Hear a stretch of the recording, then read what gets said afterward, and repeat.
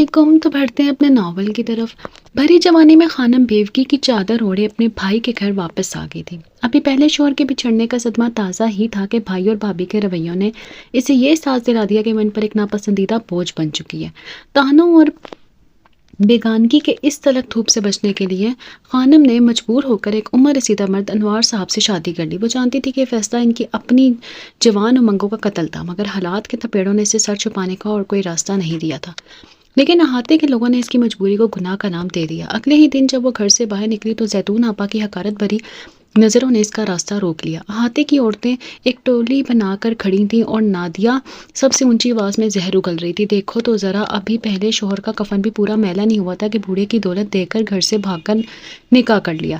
جوان چہرے کو دیکھو ذرا، شرم و حیا نہیں آئی؟ نازلی اور زری کی اماں نے بھی منہ بگاڑ کر اس کی ہاں میں ہاں ملائی اور خانم کا اعلانیہ بائیکاٹ کر دیا۔ خانم سر جھکائے آنکھوں میں آنسو لیے چپ چاپ سب سنتی رہی اور احاطے بھر کی سنگ دلی کو برداشت کرتی۔ خانم کی زندگی دن بدن مشکل ہوتی جا رہی تھی اور اس کا دوسرا نکاح کرنا ایک گناہ ہو گیا تھا جب پورے احاطے نے اسے چھوت بن کر تنہا چھوڑ دیا۔ آج صبح سے ہی نیم و گرم ہوا چل رہی تھی۔ احاطے کا بڑا سا راز زنگ آلود پھاٹک پورے کا پورا کھلا ہوا تھا۔ اگرچہ یہ انتظامیہ کے قواعد کی خلاف ورزی تو تھی، مگر پھاٹک پر کھڑے سکھیا غریب کی بھی اپنی مجبوری تھی۔ احاطے میں رہنے والی ساری بیویوں کا آپس میں اتفاق رائے مساوی تھا، سو ان کی مشترکہ خواہش پر اسے یہ خدمت سر انجام دینی ہی پڑتی تھی۔ بدلے میں شام ڈلے گھر کو لوٹنے والے مردوں کی چڑکیاں اور برخواست کر دینے کی دھمکیاں ملتی، پر بیبیاں بھی سارے کی ساری دیالو اور غریب پرور تھیں۔ روپے پیسے میں تو بخشش کی حد 5 روپے سے زیادہ نہیں بڑھتی تھی، مگر جیسے کوئی بھی سمجھدار شخص تنخواہ سے زیادہ ساتھ میں ملنے والی مراد پر نظر رکھتا ہے، اسی طرح سخیہ بھی بیبیوں کی طرح سے پہنچائے جانے والے کئی دن پرانے بچے ہوئے کھانوں، جن میں کبھی کبھی اتفاقاً کوئی تازہ پکائی کی ڈش بھی شامل ہو جاتی تھی، اور استعمال شدہ مردانہ کپڑوں کے لین دین میں ہی خوش تھا۔ اسے یاد نہیں پڑتا تھا کہ کبھی اس نے اپنے لیے نئے کپڑے بنانے کا تردد کیا ہو۔ اب یہ اور بات تھی کہ احاطے کے گھروں سے ملنے والے کپڑوں کا حال بھی یہاں رہنے والوں کے حال سے مختلف نہیں تھا، مگر بہرحال کام تو چلا ہی جاتا ہے اور زندگی میں اکثر بس کام ہی چلا جاتا ہے۔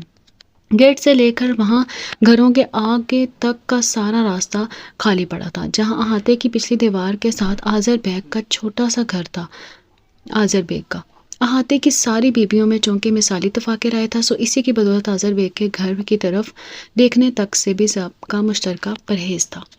احاطے میں جتنے بھی ٹھیلے والے تھے وہ بیچ میدان میں اپنی دکان جمانے کو ترجیح دیتے، آخری سرے تک کوئی قدم نہیں اٹھاتا تھا۔ وہاں پر مارکیٹ ٹھنڈی ہی پڑتی رہتی تھی۔ وہ سب یہاں اتنے طویل عرصے سے آ رہے تھے کہ غضب کے مزاج شناس ہو چکے تھے۔ سبزی والے سے لے کر مچھلی والا، پلاسٹک کے سامان والا، موچی سے لے کر سلائی مشین ٹھیک کرنے والا ہو یا واٹر کولر کی ٹوٹیاں بدلنے والا، ہر ایک اپنے اپنے مخصوص وقت میں یہاں کا پھیرا لگا کر جاتا۔ شام میں بلکہ سپہر کے وقت سے چیزوں والوں کی باری آ جاتی۔ چھولے، آئس کریم، کلفی، گولا گنڈا، پاپڑ، دال موٹ وغیرہ جیسے کسی سرکاری اسکول کے سامنے کا منظر ہو۔ بیبیوں کا پسندیدہ وقت صبح سے ذرا بعد کا تھا۔ بچے اور مرد دونوں ہی اسکول اور کام پر سدھارتے اور پیچھے رہ جاتا فراغت کا تسکین بخش احساس۔ کل جو ٹینڈے دے کر گئے تھے سارے کے سارے اندر سے پکے ہوئے بیج ہی بیج تھے۔ تنگ آ کر گوشت میں پھر آلو ہی ڈالنا پڑے۔ پیسے جو غارت ہوئے سو ہوئے۔ ساس کو الگ شبہ ہونے لگا کہ میں جان بوجھ کر روزانہ آلو پکاتی ہوں کیونکہ انہیں آلوؤں سے پرہیز ہے۔ رضوانہ کی ساس کو شوگر تھی۔ سبزی لینے کے ساتھ ساتھ اپنے قریبی حلقہ احباب کو اندرونی خانہ کی تیز صورتحال سے بھی آگاہ کرنا اور تازہ صورتحال سے بھی آگاہ کرنا ضروری تھا۔ لو، اب ایک آدمی کے ساتھ کیا سارا گھر ہی پرہیز کرنا شروع کر دے؟ تم نے بھی ایک ہوا سوار کر لیا خود پر۔ ارے جو دل چاہے پکاؤ، جسے کھانا ہوگا آپ ہی کھائے گا۔ زری کی امی جیسے تڑپ ہی گئی۔ رضوانہ کے ویسے چاہے ساس سے لاکھ اختلاف رہتے تھے لیکن وہ ایسی سخت دل بھی نہیں تھی، سو ان کی بات کو نظر انداز کرتے ہوئے پھر سے سبزی کے ٹھیلے کی طرف متوجہ ہوگی۔ لوکی، توری، اروی، بھنڈی، پالک، سبزیوں کی کون سی کمی تھی؟ اب وہ ساس کی مرضی کی ہی سبزیاں تلوا رہی تھی۔ اپنی بات کو بے اثر جاتا دیکھ کر زری کی امی کو تھوڑی سی خفت کا احساس ہوا تو اسے زائل کرنے کے لیے ایک بار پھر بول پڑی۔ جب بھی تو وہ تمہیں انگلیوں پر نچا رہی ہیں، ہر جائز و ناجائز مانتی ہو اور سارے خاندان کی خدمت الگ ملے پھر بھی برائی۔ سمجھدار لڑکیاں تو سب سے پہلے ان سارے جھنجھٹوں سے جان چھڑاتی ہیں۔ رضوانہ کی برین واشنگ کرتے کرتے ایک دبی دبی سی آہ ان کے دل سے بھی اٹھی، مگر لبوں پر آنے سے پہلے دم توڑ گئی۔ رضوانہ کی اگر ان کی زری ہوتی تو یہ نیک کام وہ کب کا انجام دلوا چکی ہوتی، مگر ان کی تمام تر کوششوں کے باوجود بھی زری کا رشتہ علیم سے نہیں ہو پایا تھا، بلکہ بالکل ہی عام سی شکل و صورت والی رضوانہ تقدیر میں لکھے اس بندھن میں بند کر کوئٹہ جیسے دور دراز شہر سے یہاں اس احاطے میں بسنے کے لیے چلی آئی تھی۔ دل میں ہوتی ایسی چبھن کو کم کرنے کے لیے وہ خود بخود ہی رضوانہ کے غم خوار بنتی چلی جا رہی تھی۔ علیم کی امی کو ان کی پسند کردہ بہو کے ہاتھوں زچ کرواتے ہوئے انہیں بڑی تسکین سی خوشی حاصل ہوتی تھی۔ رضوانہ سبزی لے کر واپس اندر جا چکی تھی۔ آج اسے لون کے نئے سوٹ لینے شاپنگ پر جانا تھا۔ کل ہی علیم نے اسے پیسے دیے تھے، سو آج وہ بے حد جلدی میں تھی۔ چلو جی، اللہ مالک ہے، آخر کو میرے زری کا نصیب بھی کہیں نہ کہیں تو کھلے گا ہی۔ زری کی امی نے صبر کا گونج بڑھتے ہوئے دوسری طرف متوجہ ہونا چاہا، پر دل جلانے والے اس موضوع کی گونج یہاں اب بھی باقی تھی۔ دونوں ہاتھوں سے پیسہ لٹا رہی ہے۔ پچھلے سال گرمی کے موسم میں ہی تو شادی ہوئی تھی، درجن بھر لون کے سوٹ جہیز میں لائی تھی، اور 10 دن بعد یہاں پر بھی شاپنگ کا سلسلہ شروع ہو گیا تھا۔ کچھ کم نہیں تو 15-20 سوٹ تو رضوانہ نے یہاں آتے ہی سلوا لیے تھے۔ ٹھیک کہہ رہی ہوں نا زیتون آپا؟ قریب کھڑی نازلی زیتون آپا سے تصدیق چاہ رہی تھی۔ ان کی ساری توجہ فی الوقت ہر مال والے ٹھیلے پر تھی۔ وہ سستے پلاسٹک کے برتنوں پر مہنگے والے برتنوں جیسے چھانٹنے میں مصروف تھی، ایسے ڈیزائن جن کے بارے میں انہیں پکا یقین ہوتا کہ دیکھنے والے 100% دھوکہ کھا جائیں گے۔ پر مصروفیت چاہے جو بھی ہو، اس وقت جو یہ کھچڑی سی پکتی تھی، اس کی لذت سے کوئی بھی محروم نہیں رہنا چاہتا تھا۔ زیتون آپا کو بھی بھلے رضوانہ کے جوڑوں کی صحیح تعداد یاد تھی یا نہیں، مگر نازلی کی بتائی کی تعداد سے اسے متفق ہونے میں ذرا سا بھی تامل نہیں تھا۔ کیوں نہیں اڑے گی؟ بازار میں پیسہ اڑائے گی، آخر کو کوئٹہ جیسے شہر سے آئی ہے، شاپنگ کا چسکا تو وہیں سے لگا کر لائی ہے۔ اپنی بات کہتے ہوئے وہ ٹھاٹا مار کر ہنس پڑی۔ وجہ اپنی کہیں پاس سے لطف اندوز ہونے سے زیادہ ایک بہت ہی خوش نما ڈیزائن نظر آ جانے کی خوشی تھی۔ نازلی کو اس وقت نہ ان کا تبصرہ اچھا لگا اور نہ ہنسی۔ شاپنگ کا شوق بھلا کس عورت کو نہیں ہوتا؟ خود وہ بھی 15-16 سال پہلے جب یہاں شادی ہو کر آئی تھی تو پلوں میں بندے کتنے ہی ارمان ساتھ لائی تھی۔ من چاہی زندگی، جان چھڑکنے والا شوہر، نتنے کپڑے، زیور اور تفریح مقامات کی تو اس نے باقاعدہ درجہ بندی کی ہوئی تھی کہ کہاں پہلے جانا ہے اور کہاں بعد میں، اور کہاں بار بار۔ اور یہ بار بار والی جگہ کراچی جیسے شہر میں سی ویو کے علاوہ اور کون سی ہو سکتی تھی؟ منگنی سے شادی تک کے وقفے میں ملتان کی چلچلاتی گرمیوں کے کتنی ہی موسم اس نے اسی سہانے تصور کے ساتھ بڑے آرام سے کاٹے تھے کہ اب وہ جلد اور سراج ہوں گے، اور ساحل پر ان دونوں کے قدموں تلے بچھی ریت جس پر وہ گھنٹوں چہل قدمی کرتے ہوئے بھی نہ تھکیں گے، اور اب کوئی بڑی سی لہر پاس آ کر پیروں کے نیچے سے ریت سرکائے گی تو اسے سوچ کر ہی کتنا مزہ آتا تھا۔ ایک وقت ہوتا ہے نا ایسا جب ہر ایک کو اپنے ہر خواب کی تعبیر پا لینے کا 100% یقین ہوتا ہے۔ نازلی کو اپنی بے حد گوری رنگت اور بڑی بڑی خوبصورت آنکھوں کے بل پر ایسا ہی بھروسہ 110% تھا، پر اب وہ بے حد گوری رنگت بھی چھائیوں تلے دب کر ایک کپ کی کھو چکے تھی، اور بڑی بڑی خوبصورت آنکھوں پر بھی موٹے سے والا چشمہ لگ چکا تھا۔ باقی رہے خواب، تو خواب بھلا کب مرتے ہیں؟ بس کھو جاتے ہیں۔ نازلی کی ساری فرسٹریشن دوسروں پر تنقید کر کے نکلتی تھی، خاص طور پر سے ان پر جو اسے اپنے سے بہت بہتر حالت میں محسوس ہوتے۔ احاطے کی مثالیں تھاتی بیویوں کے درمیان دلوں میں چھپا کر رکھا گیا حسد بڑا فطری تھا۔ یہاں پر تو وہی پرانے بدرنگ جوڑے نصیب میں لکھے ہوئے تھے جو پھٹ کر ہی جان چھوڑتے ہیں۔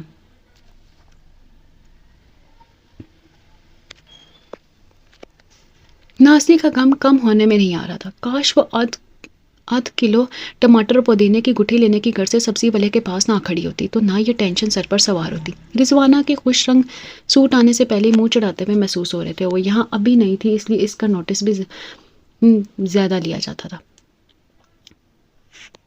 زیتون آپا کا برتنوں کا سودا طے پا گیا تھا، سو وہ یہی سوچ کر بہت خوش تھی کہ ان کے خریدے کے برتنوں کی کتنی تعریف ہوگی، کہ انہوں نے ٹھیلے کے مالک جیسے گاہک کاروباری سے کیسے آرام سے اپنی مرضی کے دام طے کیے، اور بالکل یہی ڈیزائن اور یہی رنگ میں نے ایک اور جگہ دیکھے تھے، مگر قیمت اتنی زیادہ کہ تم تصور نہیں کر سکتی۔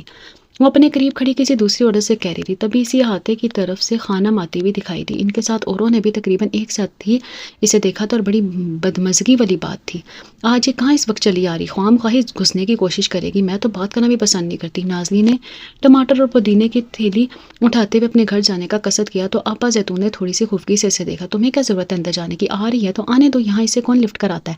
ڈھیٹ بن کر کھڑی رہے گی چند منٹ؟ کچھ شرم والی تو ہوتی تو یوں ہم سب کے بیچ آ کر کھڑی کیوں ہوتی؟ اور اگر شرم والی ہوتی تو ایسا کام ہی کیوں کرتی؟ اپنے باپ کی عمر کے آدمی سے نکاح پڑوا کر اب دیدہ دلیری کے ساتھ یہیں اسی احاطے میں رہ رہی ہے۔ یہی کچھ کرنا تھا تو کم سے کم کہیں اور جا کر ہی کر لیا ہوتا، مرے ہوئے ماں باپ کی شرافت کا بھی کوئی لحاظ نہیں کیا۔ قریب کھڑی پڑوسن نے مزید ٹکڑا لگایا۔ خانم اتنی دیر میں بالکل قریب آ چکی تھی۔ السلام علیکم، اس کی نرم اور واضح آواز سبھی نے سنی، مگر ذرا سا رخ پھیر کر کھڑی وہ ساری عورتیں جیسے ایک دم ہی ارد گرد سے بالکل بے نیاز ہو کر اپنی باتوں میں مصروف ہو گئیں۔ وعلیکم السلام باجی۔ سلام کا جواب دینے کا فریضہ نزدیک کھڑے دونوں ٹھیلے والوں نے نبھایا۔ خانم چند لمحوں ان سب کو طرف دیکھتی رہی جو اسے قطعی گھاس ڈالنے کی موڈ میں نہیں تھی، پھر کچھ مایوس سی ہو کر سبزی کے ٹھیلے کی طرف متوجہ ہوگی۔ عام طور پر وہ اپنی ضرورت کی سب چیزیں اتوار کو مارکیٹ جا کر خرید لاتی تھی۔ اس کے شوہر انوار صاحب کے پاس ایک چھوٹی سی پرانی گاڑی تھی، اس میں وہ خانم اور اس کے 8-9 سال کے بچے کو بٹھا کر لے جاتے ہوئے نظر آتے تھے۔ بے نیازی برتنوں والے ساری خواتین کی پوری توجہ اس طرف تھی۔ آج شاید خانم کا ارادہ چائنیز بنانے کا تھا۔ یہ ان سب نے وہ ساری سبزی جو وہ خرید رہی تھی دیکھ کر اندازہ لگا لیا تھا۔ صاف ستھرا چہرہ اور لباس میک اپ کرتے ہوئے سے شاید ہی کبھی کسی نے دیکھا، اور ایمانداری کی بات تھی کہ اسے کسی میک اپ کی ضرورت بھی نہیں تھی۔ اس کا چہرہ بہت پرکشش تھا۔ یہاں کھڑی ساری عورتوں کو اس کی پہلی شادی اس طرح یاد تھی جیسے کل کی بات ہو۔ احاطے سے رخصت ہو کر جانے والی اور بیاہ کر یہاں آنے والی کوئی بھی لڑکی دلہن کے روپ میں اتنی حسین آج تک نہیں لگی تھی جتنی کہ خانم، اور یہ بات اس کے کٹر ترین مخالف بھی بنا کسی ہچکچاہٹ کے تسلیم کیا کرتے تھے۔ آپ کی بچی اب کیسی ہے نازلی آپا؟ میں آنا چاہ رہی تھی اسے دیکھنے کے لیے، مگر خانم واقعی بڑی ڈھیر تھی۔ سبزی کا شاپر سنبھالے اب پاس آ کر خواہ اپنی جگہ بنانے کی کوشش کر رہی تھی۔ سوا نازلی سے کیا گیا تھا سو جواب دینے کی ذمہ داری اس پر ہی آن پڑی تھی۔ ٹھیک ہے، وہ بالکل ایسی چوٹیں تو بچوں کو لگتی ہی رہتی ہیں، اب تو سارے میں بھاگتی پھر رہی ہے۔ بڑی رکھائی سے جواب دے کر وہ پھر سے زیتون آپا کی طرف متوجہ ہوگی۔ حالانکہ پرسوں جب احاطے کے باہر سے اس کی 4 سالہ بچی کو ماتھے سے بہتے ہوئے خون کے ساتھ خانم گود میں اٹھا کر لائی تھی، تب سے اب تک نازلی کا شوہر کئی بار کہہ چکا تھا کہ ان لوگوں کو جا کر خانم کا شکریہ ضرور ادا کرنا چاہیے۔ اللہ بچوں کو اپنے مان میں رکھے، سبھی جانب پیاری ہیں۔ مجھے تو آپ کی بچی کی بڑی فکر رہی۔ نازلی کو اپنے عقب سے پھر اس کی آواز سنائی تھی، مگر وہ ہوں ہاں کر کے بات کو بڑھانے میں دانش مندی نہیں تھی، سو وہ خاموش رہی۔ خانم کو لگا جیسے کسی نے بھی شاید اس کی بات سنی ہی نہیں۔ چند لمحے وہ یوں ہی خاموش کھڑی رہی، پھر واپس اپنے گھر کی طرف مڑ گئی اور سب نے جیسے سکھ کا سانس لیا۔ نازلی کے گھر کی دیوار خانم کے مرحوم والدین کے گھر سے ملی ہوئی تھی، جو اب خانم کے بھائی بھابھی کی ملکیت تھا۔ اس حوالے سے اندرون خانہ کے حالات سے سب سے زیادہ علم بھی نازلی ہی رہتی تھی۔ خانم کے اٹھائے کے غلط قدم نے سارے گھر میں ویرانی پھیلا کر رکھ دی۔ بھائی باوج غریب تو مارے شرم کے آپ زیادہ گھر سے نکلتے بھی نہیں تھے۔ بھابھی تو زیادہ تر اپنے میکے میں ہی رہنے لگی ہیں۔ صبح کو میاں لے جاتا ہے دفتر کے راستے میں ہی اس کا میکا پڑتا ہے نا، پھر شام کو واپسی پر لے لیتا ہے۔ میں رات کے کھانے کے بعد اکثر اس کے پاس جا کر بیٹھ جاتی ہوں تو صرف اس کمبخت خانم کی باتیں چھڑ جاتی ہیں۔ سبھی نے باجماعت سی کر کے افسوس کا اظہار کیا۔ کام بھی تو ایسا کیا، خانم نے اچھی بھلی عزت سے بھائی کے گھر میں رہ رہی تھی، بیوگی کے کچھ سال نکل ہی جانے تھے، کل کو جوان بیٹا سہارا بن جاتا، مگر بس کیا کہیں، توبہ ہی کرنی چاہیے انسان کو۔ زیتون آپا کانوں کو ہاتھ لگاتے ہوئے مڑنے لگی تھی، تبھی رضوانہ جو دوبارہ کچھ لینے کے لیے یہاں کھڑی ہوئی تھی دھیرے سے بول پڑی، خانم کی بھابھی کی تو خیر میں نے کبھی بھی گھر میں ٹکتے ہوئے نہیں دیکھا خانم کی بھابھی کو۔ میرا تو خیال ہے اس عورت کا دل لگتا ہی اپنے میکے میں ہے، ورنہ اس طرح روزانہ اپنے گھر سے کون نکل سکتا ہے۔ اس چھوٹے سے تبصرے کا فوری طور پر بے حد برا منایا گیا۔ احاطے کی بیویوں کا اتفاق رہے ایسے ہی تو مثالی نہیں کہا جاتا تھا۔ پہلے کب نکلتی تھی وہ بیچاری، اس خانم کی ذمہ داری اس کے سر پر تھی، کبھی 2 گھڑی کے لیے محلے کے کسی گھر میں بھی آ کر نہیں بیٹھ پاتی تھی۔ کب تمہیں کیا پتا یہاں آئے ہوئے ابھی دن ہی کتنے ہوئے ہیں۔ خانم کی بھابھی کی طرفداری کے لیے وہ ساری کی ساری متحد تھی۔ رضوانہ بیچاری شرمندہ ہی نظر آنے لگی۔ ہمارے تو پورے محلے میں 2 ہی بہویں مثالی آئی ہیں، ایک خانم کی بھابھی اور دوسری زیتون آپا کی بہو۔ نازلی نے حساب برابر کیا۔ رضوانہ کی شرمندگی افسوس میں بدلنے لگی، خود اس کا ان بعض صفات عورتوں میں کہیں بھی ذکر نہیں تھا۔ اب معمول سے زیادہ دیر ہو گئی تھی، مرد بے شک شام ڈھلے لوٹتے تھے، پر بچوں کو تو جلد ہی آ جانا تھا۔ بھوک بھوک کا نعرہ لگایا ہوئے صوف محفل برخواست ہوئی۔ زیتون آپا کا گھر سامنے والا تھا، کریم کلر کا چھوٹا سا گیٹ کب سے ان کے انتظار میں کھلا تھا۔ کبھی کبھی وہ واقعی دل ہی دل میں مغرور ہونے لگتی تھی۔ ان کی بہو نادیہ واقعی مثالی تھی۔ سراج، نازلی نے پکارا تو اسے پہلی بار ہی تھا، مگر نام معلوم اس کے لہجے میں ایسا کیا تھا کہ 10 بار کی آواز پر نگاہ اٹھا کر دیکھنے والا سراج پہلی آواز پر ہی چونک کر اسے دیکھنے لگا۔ کیا بات ہے؟ بیوی کی طرف بغور دیکھتے ہوئے اس نے دل ہی دل میں خود بھی قیاس کے گڑے دوڑائے۔ وہ اورنج اور گلابی پرنٹ والا جوڑا جس کے وہ نہ جانے کسی موڈ میں ایک بار تعریف کر گیا تھا، پہنے ہوئے بڑے تمام سے تیار ہوئی کھڑی تھی۔ کہیں جا رہی ہو؟ بڑی امید بھری انداز میں پوچھ بیٹھا۔ نازلی کا دل ہی تو جل کر رہ گیا۔ مجھے کہاں جانا ہے؟ جہاں دل چاہے جاؤ، تمہیں کون سا میں نے کبھی منع کیا کہیں جانے آنے سے؟ بڑے سخاوت کا اظہار کرتے ہوئے سراج نے 2 دن پرانے اخبار کا فلمی ایڈیشن پھر سے کھول لیا، جو وہ آج آفس سے واپسی میں ساتھ لے آیا ہوا تھا۔ تو میں جاتی کہاں ہوں؟ سارا دن گھر میں ہی پڑی رہتی ہوں، گھر کے دھندے ہی کب ختم ہوتے ہیں؟ نازلی نے بمشکل خود کو طلق ہونے سے روکا، مگر سراج پر عورتوں کی اس مشترکہ محرومی کے بارے میں مردوں کی وہی اصلی مشترکہ بے حسی چھائی رہی۔ تم عورتوں کے تو رونے ہی ختم نہیں ہوتے، ہر طرح کی آزادی ملی ہوئی ہے پھر بھی دماغ ٹھکانے پر نہیں رہتا۔ اس طرح کی عزت افزائی وہ اکثر ہی کر جاتا تھا، اور جواباً نازلی بھی کچھ نہ کچھ کہہ سن لیتی رہی، مگر اس وقت دل پر کچھ عجب طرح کی چوٹ پڑی۔ بھولے بسرے خوابوں کی یاد پانی کے قطروں کی صورت پلکوں کے کنارے پر آ کر ٹھہر گئی۔ خاموشی کا ایک چھوٹا سا وقفہ جو ان دونوں کے درمیان آ گیا تھا، سراج کو بھی اپنی غلطی کا احساس دلا گیا۔ اپنی پسندیدہ ایکٹریس کی خوبصورت تصویر سے نگاہ ہٹا کر اسے نازلی کی طرف دیکھنا ہی پڑا۔ کیا ہو گیا؟ میں نے تو بس ایسی ایک بات کہہ دی تھی۔ اس کی اتری ہوئی صورت دیکھ کر سراج کا لہجہ کچھ نرم ہوا۔ نازلی کو اب اسے اتنا بھی توقع نہیں رہتی تھی۔ یہ سب یقیناً اس کے تیار ہونے کا کمال تھا۔ اس خیال نے اسے پرامید کیا۔ میں یہ کہہ رہی تھی سراج، آج تو تم ابھی جلدی آ گئے، کیوں نہ ہم کہیں گھومنے چلیں اس موٹر سائیکل پر اتنے بڑے 4 بچوں کے ساتھ؟ سراج کو کبھی کبھی نازلی کی ذہنی حالت پر شک ہونے لگتا۔ بڑے بچے تو اب ٹیوشن پر جانے والے ہیں، 2 گھنٹے بعد آئیں گے، چھوٹی کو ہم ساتھ لے چلتے ہیں، واپسی پر ان لوگوں کے لیے کچھ کھانے پینے کو لے آئیں گے۔ وہ اپنے طور پر سارا پروگرام سیٹ کیے ہوئی تھی۔ مہینے کی آخری تاریخیں ہیں، اس بار کتنا خرچہ تو اس چھوٹی کی دعاؤں پر ہی ہو گیا ہے۔ نہ تم لاپرواہی برتتی اور نہ ہی وہ ہاتھے سے باہر جا کر اپنا سر پھڑوا کر آتی۔ وہ تو بھلا ہو بیچاری خانم کا جو روتی بلکتی بچی کو گھر تک اٹھا کر لے آئی۔ سراج بہانے سے خانم کا احسان یاد دلاتا رہتا تھا، مگر نازلی کا مسئلہ اس وقت خانم کی بجائے کچھ اور تھا۔ بچی کو دواؤں کی بھلی کہی، اور جو تمہاری دونوں بہنیں بچی کی طبیعت کے بہانے 2 دن رہ کر گئیں، ان کی خاطر مدارت میں تو جیسے کچھ خرچ ہی نہیں ہوا۔ انہیں تو بس بہانہ چاہیے یہاں آ کر دھرنا دینے کا۔ نازلی نے فوراً اسے اصل خرچے یاد دلائے۔ مہینے کے بھلے آخری تاریخیں تھی، مگر اسے اچھی طرح پتا تھا کہ سراج اپنے پاس ہر ماہ کتنے پیسے بچا کر رکھتا تھا، جو اس کے اپنے شوق کی نظر ہوتے تھے۔ سراج بے حسی سے کان لپیٹے بیٹھا رہا۔ یہ اس کا سب سے کارگر طریقہ تھا، اور نازلی کے لیے اور بھی زیادہ تکلیف دہ۔ اسے ٹھس اور خود غرض انسان کے ساتھ تقدیر پھوٹے جانے کا غم پھر سے تازہ ہونے لگتا۔ اب اس آزر جواری کے گھر جا کر جو رات کے تک محفل جمی رہے گی، وہاں تو تمہارا بٹوا فوراً ہی کھل جائے گا۔ روحانسی سی ہو کر اس نے آخر وہی تانا ڈالا جو محلے کے سارے مردوں کو سب سے زیادہ چبھتا تھا۔ سراج بھی بلبلا گیا۔ ایک شریف آدمی پر اتنے گھٹیا الزام لگاتے ہوئے تم عورتوں کو شرم نہیں آتی؟ ہفتے میں اگر ایک آدھ رات دیر تک سب اس گھر بیٹھ جاتے ہیں تو تم لوگوں نے معلوم نہیں کیا کہ مفروضے گھڑ لیے ہیں؟ اب لگا نا برا، سچی بات ایسی ہی چبھتی ہے۔ نازلی کو جیسے تسلی ہوئی۔ اتنی دیر سے سراج جو چپکی مار رہا تھا، اس کا ازالہ اکثر ہی آزر کے گھر میں جمنے والی بیٹھک کے تانے سے ہوتا تھا۔ بچہ جانتا ہے کہ آزر کے گھر میں جوا کھیلا جاتا ہے۔ تم سارے مرد اپنے فائدے کے لیے اس بات کو چھپاتے ہو، مگر کسی دن جو پولیس تک شکایت پہنچ گئی نا، تو سارے کے سارے رنگے ہاتھ در لیے جاؤ گے۔ سراج کا دل چاہا ایسی بدزبان عورت کے کس کر 2 ہاتھ لگا دے، مگر اسے پتا تھا کہ نازلی جو کچھ بھی کہہ رہی ہے وہ احاطے کی ساری عورتوں کا مشترکہ رائے ہے۔ سراج کے لگائے 2 تھپڑ اس مشترکہ رائے عامہ پر ذرا بھر بھی اثر انداز ہونے والے نہیں تھے۔ تب ہی لوہے کا بیرونی دروازہ زور سے بجا۔ آ جاؤ بھائی، دروازہ کھلا ہے، سراج نے اکتاہٹ بھرے انداز میں زور سے کہا۔ نازلی آنٹی، آپ کو دادی نے بلوایا ہے۔ سامنے زیتون آپا کا پوتا کھڑا تھا۔ نازلی کو یاد آیا کہ زیتون آپا کی بیٹی نے لاہور سے کسی کے ہاتھ کچھ سامان بھیجا تھا، یقیناً انہوں نے وہی دکھانے کے لیے اسے بلاوا بھیجا تھا۔ ان سے کہنا میں ابھی آ رہی ہوں۔ کچھ سوچ کر اس نے بچے کو جواب دیا تو فوراً ہی دوڑتا ہوا واپس بھاگ گیا۔ سراج کی جلی کٹی سن لینے کے بعد دل تو نہیں چاہ رہا تھا کہیں بھی جانے کو، مگر ایک تو تیار بھی وہ اس وقت بہت دل لگا کر ہوئی تھی، اور دوسرے وہاں جا کر دل بھی بہل جاتا، لہذا چھوٹی کا فراک تبدیل کر کے سراج کو اطلاع دیتے ہوئے باہر نکل آئی۔ سامنے ہی سکھیا کولڈ ڈرنکس کا کریٹ اٹھائے جاتا ہوا نظر آیا۔ اس کا رخ آزر کے گھر کی طرف تھا۔ آج پھر مردوں کی محفل جمنا تھی۔ یہ سارا اہتمام اس سلسلے میں تھا۔ نازلی کا دل اور بھی برا ہونے لگا۔ عورتوں کی کتنی چھوٹی چھوٹی خواہشوں کا خون مردوں کے اس کارڈز کھیلنے کے لت کے پیچھے ہی ہوا ہوگا۔ نازلی کے پاس ایسے بہت سے تکلیف دہ مفروضے جمع رہتے تھے جن کے بارے میں وہ پر یقین تھی، اور تو اور یہ سکھیا کم بخت بھی 1000 بار منع کیا ہے کہ کوئی ضرورت نہیں ہے خدمت بجا لانے کی، مگر ایک جو سنتا ہو، مٹھی جو گرم کرتے ہوں گے یہ سب، اور ہم لوگ جو اتنا خیال کرتے ہیں وہ تجھے کبھی بھی یاد نہیں رہتا۔ سراج کی بخشی ہوئی جھنجھلاہٹ سکھیا پر اتری۔ وہ دان نکالنے لگا۔ احاطے کی بیویاں کتنی بھی دیالو اور غریب پرور ہوں، وہ دینے کے نام پر صرف وہی چیزیں یاد کرتی تھی جن کے متعلق انہیں پورا یقین ہوتا تھا کہ اب وہ ان کے کسی کام کے نہیں رہی۔ نازلی کے پاس ایسے بہت سے تکلیف دہ مفروضے جمع رہتے تھے جن کے بارے میں وہ پر یقین تھی، اور تو اور یہ سخیہ کم بخت بھی 1000 بار منع کیا کہ کوئی ضرورت نہیں ہے خدمت بجا لانے کی، مگر ایک جو سنتا ہو، مٹھی جو گرم کرتے ہوں گے یہ سب، اور ہم لوگ جو اتنا خیال کرتے ہیں وہ تجھے کبھی بھی یاد نہیں رہتا۔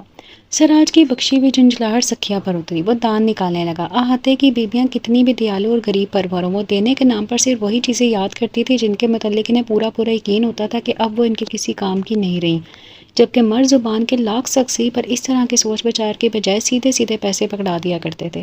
خاص طور پر آزر بے کی کارڈز کی محفل میں تو اس کی تھوڑی سی خدمت کے سلسلے میں اچھی خاصی بخشش مل جایا کرتی تھی۔ آج تو وہاں حلیم بھی پک رہی ہے نازلی باجی۔ سکھیا نے محض اس کا موڈ بحال کرنے کے لیے یہ نئی خبر بھی سنائی۔ اچھا کون پکا رہا ہے؟ انوار صاحب اور ان کی بیگم، انہی کے صحن میں پک رہی ہے دیگ۔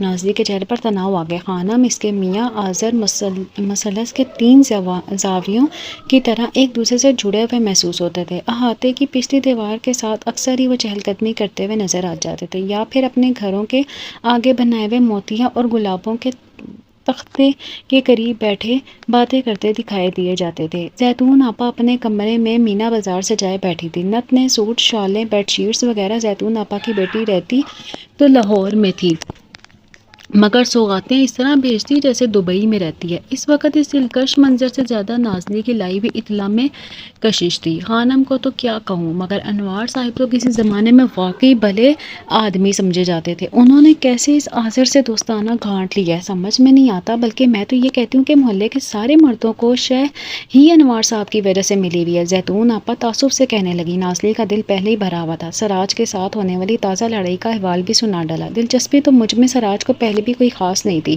زیتون آپا نئی شادی کے زمانے میں بھی جب شوہر بیویوں کے آگے غلام بنے گھومتے ہیں، یہ اللہ کا بندہ ہمیشہ ہی تیوری پر بل ڈالے رہا، اور اب تو جیسے اسے میرا وجود بھی گوارا نہیں ہے، بس چلے تو دھکے دے کر باہر کھڑا کر دے۔ صورتحال اتنی تکلیف دہ تھی بھی نہیں۔ ایک بار بھی اس بات پر غور کرنے کی بجائے آپا زیتون اس کا دکھ بانٹنے پر کمر بستہ ہو چکی تھی۔ یہ سراج تو شروع سے ہی ایسا ہے، اکیلا تھا اس لیے ماں بہنوں نے جی بھر کے بگاڑا ہے۔ وہ تو قسمت اچھی تھی جو تم جیسے ہیرے جیسی بیوی اسے مل گئی ہے۔ نازلی کے ٹوٹتے بکھرتے اعتماد کو زیتون آپا کی ایسی باتوں سے سہارا مل جاتا تھا، اور وہ ایک آہ بھر کر رہ گی۔ سراج کی قسمت تو اچھی سی، پر میری نازلی کی قسمت کی اس دلدوز کہانی کا ریکارڈ اتنے سالوں میں بج بج کر گھس چکا تھا۔ کسی کو بھی واقعتاً اسے ایسی ہمدردی نہیں تھی جیسی کہ ظاہر کی جاتی تھی۔ بس باہمی مروت کا ایک سلسلہ تھا جو جاری تھا۔ اصل میں سب کو خانم کے قصے کو دہرانے میں مزہ آتا تھا، جو ابھی تک نیا بھی تھا، اور اس میں دلچسپی کے ایک سے زائد سلسلے نکلتے تھے۔ زیتون آپا کی بہو نادیہ جتنی دیر میں چائے بنا کر آئی، نازلی لاہور سے معصومہ کے بھیجے کے تحائف دے کر فارغ ہو چکی تھی۔ معصومہ کی شادی کو فقط 5 سال ہوئے تھے۔ لڑکا اپنے بڑے بھائی کے ساتھ جنرل اسٹور چلا رہا تھا اور انہی کے ساتھ رہتا تھا۔ والدین بھی حیات نہیں تھے۔ وہ لوگ خوشحال بھی تھے اور بہت شریف بھی۔ یہ نازلی کی اپنی حتمی رائے تھی۔ معصومہ کے بھیجے کے تحائف دیکھنے کے بعد رضوانہ کے بعد اسے کسی پر اگر رشک آتا تھا تو معصومہ پر، جو ٹھاٹھ سے زندگی بسر کر رہی تھی۔ خدا برکت دے، معصومہ کی میاں نے بھائی اور بھتیجوں کے ساتھ مل کر تیسرا اسٹور کھولا ہے، یہ زیتون آپا فخریہ لہجے میں بتا رہی تھی۔ اچھا یہ تو بڑی خوشی کی بات ہے، میری طرف سے بھی معصومہ کو مبارکباد دے دیجیے گا۔ نازلی نے بجھے ہوئے دل کے ساتھ دنیا داری نبھائی۔ ویسے خانم کھانا بہت مزے کا بناتی ہے، اس کی بھابھی نے تو کچن مکمل طور پر اس کے حوالے کر دیا تھا، بلکہ کچن کیا پورا گھر ہی کتنی خوبی سے اس نے سنبھالا تھا۔ سلیقہ مند تو بے حد ہے، یہ تو ماننا پڑے گا۔ زیتون آپا کی بہو جو بے حد اچھی سمجھی جاتی تھی، اس میں شاید ایک خوبی یہ بھی تھی کہ وہ براہ راست کسی کی برائی شاذ و نادر ہی کیا کرتی تھی۔ اب تو یہ دوسرے پر منحصر تھا کہ وہ اس کی اچھی بات کے رد عمل میں کوئی مخالف پہلو ڈھونڈنے نکالے، جیسا کہ اس وقت نازلی اور زیتون آپا کر رہی تھی۔ کیا برا تھا اگر عزت سے بھائی کے گھر ہی بیٹھ جاتی؟ بیوگی کے بعد خون کے رشتے سے بڑھ کر کون اپنا ہو سکتا ہے؟ مگر اس نے بھائی کی خوبکی کی بھی پرواہ نہیں کی، زندگی بھر کا قطع تعلق منظور کر لیا، اور اب وہاں بھی تو آخر خدمتیں ہی کر رہی ہے۔ انوار صاحب کی بیٹی، داماد، دوسرے سے رشتہ دار آتے ہیں تو ہفتوں رہ کر جاتے ہیں۔ اس نے بھائی کی خوبکی کی بھی پرواہ نہیں کی، زندگی بھر کا قطع تعلق منظور کر لیا، اور اب وہاں بھی تو آخر خدمتیں ہی کر رہی ہے۔ انوار صاحب کی بیٹی، داماد، دوسرے رشتہ دار آتے ہی تو ہفتوں رہ کر جاتے ہیں، اور یہاں اس کے بھائی کے ہاں تو چھوٹی سی فیملی تھی، پھر بھی ہر وقت ایسے دکھائی دیتی تھی کہ جیسے معلوم نہیں کیا ظلم توڑے جا رہے ہیں اس پر، اور اگر کوئی مناسب رشتہ مل جاتا تو اس کی بھابھی خود اپنے ہاتھوں سے یہ فریضہ انجام دیتی تھی۔ بیچاری ابھی اکثر ہی کہتی ہے، نازلی بلا تکان بولے جا رہی تھی، اپنی الجھنوں سے فرار حاصل کرنے کا یہی قاعدہ سب سے زیادہ عام ہے، دوسرے کی نفی کر کے اپنے اندر جو ایک اطمینان اترتا ہوا محسوس ہوتا، وہی سکون زیتون آپا اور نازلی کو بے حد عزیز تھا۔ خانم نے گھبرائے ہوئے انداز میں گیٹ کھول کر باہر جھانکا۔ دھوپ اگرچہ تیز ہو چکی تھی، مگر احاطے کی چہل پہل بھی ابھی مان نہیں پڑی تھی، ساری سرگرمیاں جاری و ساری تھی۔ اتنی دور سے بھی اس نے نازلی، زیتون آپا، رضوانہ اور زری کی امی کے ساتھ 2-3 اور شناسا چہروں کو پہچان لیا تھا۔ یہاں سے ان لوگوں کی آواز تو نہیں دی جا سکتی تھی، اور ہاتھ کا اشارہ وہ لوگ دیکھ کر بھی انجان بن جاتی، اس کا اسے پورا اندازہ تھا۔ ایک پریشان سی نگاہ گھر کے اندر ڈال کر وہ دوسرے ہی لمحے تیز قدموں سے ان لوگوں کی طرف چل پڑی۔ زیتون آپا پلیز ذرا آپ لوگ میری بات سن لیں، رضوانہ کے گھر گھر کے سامنے لگے گھنے سایہ دار درخت کے نیچے کھڑی وہ ساری عورتیں اسے آتا ہوا دیکھ چکی تھیں اور اس کے چہرے اور چال سے نمایاں ہوتی پریشانی کو بھی بھانپ لیا تھا، لیکن پھر بھی حسب معمول انجان بنی ہوئی تھی۔ اس کی نرم آواز پر جیسے سبھی نے چونک کر اس کی طرف دیکھا، مگر چونکہ اس نے مخاطب زیتون آپا کو کیا تھا، اس لیے باقی سب نے اس بے ساختہ ہو جانے والی حرکت کے ازالے کے طور پر اپنی اپنی توجہ فوراً ہی دوسری جانب مبذول کر لی۔ درخت کے گھنے ٹھنڈے سائے میں محفوظ وہ مامون ان ساری خوشبخت عورتوں کے سامنے وہ جلتی ہوئی دھوپ میں کھڑی تھی۔ درخت کا سایہ اس کے پیروں کو چو رہا تھا اور اپنے گھر سے یہاں تک آنے میں اس کے چہرے پر پسینے کے قطرے نمودار ہو چکے تھے۔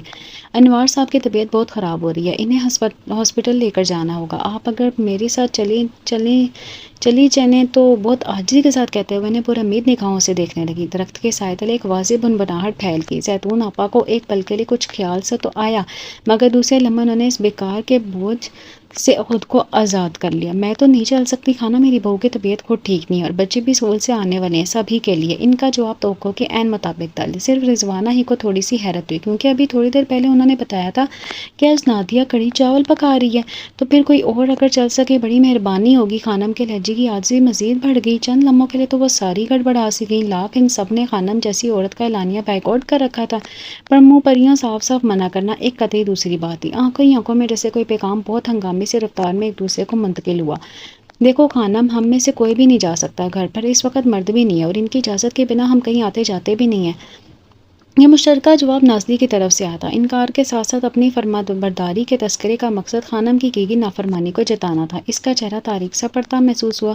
مجھے بہت ڈر لگ رہا ہے، میں کبھی اکیلی گئی بھی نہیں ہوں۔ اس کی آواز حلق میں پھنسنے لگی۔ سب سے پیچھے کھڑی رضوانہ سے بالکل بھی نہ رہا گیا تو آخر بول ہی پڑی، آپ ایسا کریں، گیٹ پر سے سکھیہ کو ساتھ لے لیں، ایسے موقع پر مرد ویسے بھی اچھے مددگار ثابت ہوتے ہیں۔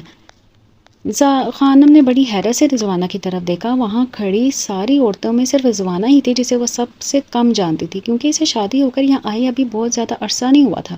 آپ فوراً گھر جا کر انوار صاحب کو سنبھالیں، میں گیٹ پر جا کر سکھیہ سے کہتی ہوں کہ ٹیکسی لے کر آپ کے گھر پہنچے۔ رضوانہ تیزی سے پیٹھے سے نکل کر اس کے قریب آ کھڑی ہوئی۔ اس ہر درجہ پریشانی کے عالم میں اس کی بالکل غیر متوقع ہمدردی کی عجب تاثیر تھی۔ رضوانہ نے اس کے چہرے پر چمکتے ہوئے پسینے کے قطروں کے ساتھ اس کی آنکھوں میں اترتے ہوئے پانی کو بھی دیکھا۔ وہ تشکرانہ نظروں سے رضوانہ کو دیکھ رہی تھی۔ آپ گھر جائیں، سکھیہ بس ابھی ٹیکسی لے کر آ جاتا ہے، رضوانہ جلدی سے کہہ کر تقریباً دوڑتی ہوئی گیٹ کی طرف چلی گئی۔ خانم کی آنکھوں میں تیرتے آنسو معلوم نہیں کیوں اسے اپنے گلے میں پھنستے محسوس ہو رہے تھے۔ وہ جو معیوب تھی، گھر سے بھاگ کر شادی کرنے کا جرم کیے بیٹھی تھی اور اب تعمر کا تاوان اس کی قسمت میں لکھ دیا گیا تھا۔ اسی خانم کے ساتھ وہ بے ساختہ ہی درد کا رشتہ جوڑ بیٹھی تھی، اور ٹیکسی میں سکھیہ کے ساتھ انوار صاحب کو ہاسپٹل لے جاتی ہوئی خانم نے سوچا تھا یہ بھی کہ خوش قسمتی ہے کہ سرد مہری اور بے حسی کے اس دور میں کہیں نہ کہیں انسان بھی سانس لیتے ہیں۔ رضوانہ کی جسارت کا سخت برا مانا گیا تھا۔ احاطے کی ساری بیویوں کی مشترکہ رائے کے خلاف جا کر اس نے وہ غلطی کی تھی جو ناقابل معافی تھی۔ جس کے جو منہ میں آیا اس نے کہا، جب زیتون آپا نے ہم سب کو منع کر دیا تھا تو پھر تمہیں اس خیر خواہی کی ضرورت کیا تھی؟ آخر ہم ہی نیچے پڑے۔ زری کی اماں نے مزید ایک قدم اٹھایا اور اندر جا کر اس کی ساس سے بھی ذرا قصہ کہہ سنایا۔ کم سے کم آپ سے تو پوچھ لیتی رضوانہ، بہوؤں پر کہیں زیب دیتا ہے اس طرح بچوں کی طرح احاطے میں بھاگے پھرنا؟ رضوانہ کی ساس بھلی عورت تھی، شروع سے الگ تھلگ رہنے کی عادی، کچھ سمجھی کچھ نہ سمجھی، بالکل الگ ماحول سے آئی ہوئی لڑکی ہے، ہمارے طور طریقے سیکھنے میں وقت تو لگے گا۔ آپ نے بھی تو حد کر دی، اپنے ماحول کی کوئی لڑکی لی ہوتی تو یہ مسئلے نہ ہوتے۔ زری کی اماں نے دبے لفظوں میں انہیں ان کی غلطی کا بھی احساس دلوا دیا۔ وہ پھر بھی کچھ ایسے متاثر نہیں ہوئی۔ کوئی بات نہیں، پریشانی میں کسی کے کام آنا تو بڑے ثواب کی بات ہے۔ میری رضوانہ بڑی نیک دل بچی ہے، وہ الٹا مسرور ہوئی۔ شام تک احاطے کے سارے گھر میں یہ کھچڑی پکتی رہی۔ خانم کے بھائی کے گھر حسب معمول آج بھی تالا پڑا ہوا تھا، وہ لوگ رات گئے ہی گھر لوٹتے تھے۔ شام کو سراج آیا تو گھر میں داخل ہونے سے پہلے انوار صاحب کو علالت کا قصہ بن چکا تھا۔ تھوڑی دیر پہلے ہاسپٹل سے آنے والا سکھیہ اب گیٹ پر کھڑا گھروں کو واپس لوٹتے مردوں کو دن بھر کی ردات بڑی ذمہ داری سے فردن فردن سنا رہا تھا۔ انوار صاحب کی طبیعت اب پہلے سے بہتر تھی، مگر چونکہ بی پی بھی تھوڑا سا بڑھا ہوا تھا اس لیے احتیاطاً ہسپتال میں داخل ہو گئے تھے۔ حد ہے تم عورتوں کی سنگ دلی پر۔ وہ خانم بیچاری اکیلی اپنے چھوٹے سے بچے کو ساتھ لے کر وہاں بیٹھی ہوئی ہے اور تم میں سے کسی ایک کو بھی اس کے ساتھ وہاں جانے کی توفیق نہیں ہوئی۔ میں چائے کا ایک کپ پی کر نازلی کو 10 باتیں سناتے ہوئے انوار صاحب کو دیکھنے جانے کے لیے اٹھ کھڑا ہوا۔ اسی طرح کی ہمدردیاں جب وہ خانم کے ساتھ کرنے لگتا تھا تو نازلی کو خانم کے ساتھ سراج کے کردار پر بھی شک ہونے لگتا تھا۔ اس وقت بھی وہ چڑھ کر بولی، ہمیں بھی اللہ کو جان دینی ہے، خدا خوفی ہم میں بھی ہے، مگر آنکھوں دیکھی مکھی نکل نہیں جاتی۔ سراج صاحب، خانم نے دوسری شادی گھر سے بھاگ کر کی ہے، سارے آتے کہ لوگ جانتے ہیں اب ایسی عورت سے روابط بڑھا کر ہمیں کل کو اپنی اور اپنی اولاد کے لیے مسئلے نہیں کھڑے کرنے۔ خانم بی نے بھاگ کر شادی نہیں کی تھی، اس کی خالہ کے گھر پر ہوئی تھی نکاح کی تقریب، وہ بیوہ تھی اور اپنے متعلق فیصلہ کرنے کی اجازت اسے مذہب نے جب دی ہے تو ہم کون ہوتے ہیں فتوے لگانے والے؟ دور پرے کی خالہ۔ ناصری نے منہ بگاڑتے ہوئے سر کو ہلکا سا جھٹکا دیا۔ محض خانہ پوری کے لیے ان کے گھر کو استعمال کیا خانم نے، اپنا مقصد جو پورا کرنا تھا، ورنہ سگے بھائی کی عزت کا یوں تماشا بنانا کوئی چھوٹی بات نہیں ہے سراج۔ لعنت ایسے بھائی پر، کمبخت بیوی کا غلام۔ سراج کو دیر ہو رہی تھی، دھڑ سے دروازہ بند کرتا ہوا باہر نکل گیا۔ وہ کبھی جو کسی بات پر ناصری سے اتفاق کر لیتا، اسے یوں ہی تقدیر سے ہزار گلے نہیں تھے۔ کچھ دیر بچوں پر چیخ چلا کر اس کا غصہ کم ہی ہو جانا ہی تھا، مگر آج اس نے اپنے اس شوق سے پرہیز کرنا ہی بہتر سمجھا کہ کرنے کے لیے چند ضروری کام اور بھی تھے۔ گرمیوں کی چھٹیاں شروع ہونے میں 2-4 ہی دن باقی رہ گئے تھے اور اس کا پکا ارادہ پہلے ہی ہفتے میں اپنے میکے ملتان پہنچنے کا تھا۔ وہ ملتان جس کی گرم دھوپوں میں اس نے کبھی کراچی کے ٹھنڈے نم ساحلوں کے تصور باندھے تھے، اب وہی گرد آلود گرم دوپہریں ایک ان چاہی کشش کے ساتھ اپنی طرف کھینچتی تھی۔ بچوں کے کپڑوں پر ایک نگاہ ڈالنے کے لیے نازلی کپڑوں کی الماری کھول کر کھڑی ہو گئی۔ انوار صاحب کچھ دن ہاسپٹل میں رہنے کے بعد بخیریت گھر واپس آ چکے تھے۔ محلے کے سارے ہی مرد ان کی عیادت کے لیے ہاسپٹل اور پھر گھر بھی ہو آئے تھے۔ جو بہت زیادہ بیویوں کے زیر اثر تھے انہوں نے بھی کم از کم ٹیلی فون تو کر ہی لیا تھا۔ رضوانہ کا میاں علیم من موجی لاپرواہ قسم کا تھا، ان کی زیادہ تر دوستیاں محلے سے باہر تھیں، یہاں اس کی کسی سے بھی اسلام دعا سے زیادہ بات چیت نہیں ہو پائی تھی۔ سو انوار صاحب سے بھی بس اتنی ہی تھی۔ ان کی بیماری کی خبر اس نے سنا بھی اور تھوڑی سی تشویش کا اظہار بھی کیا، پھر اس کے بعد اپنی مصروفیت میں گر کر اسے کچھ یاد بھی نہ رہا۔ حالانکہ رضوانہ کا بڑا دل چاہا کہ وہ کم سے کم ایک بار تو انوار صاحب کو جا کر دیکھ سکے، مگر اس کے بار بار یاد دلانے پر بھی علیم فرصت نہیں نکال سکا۔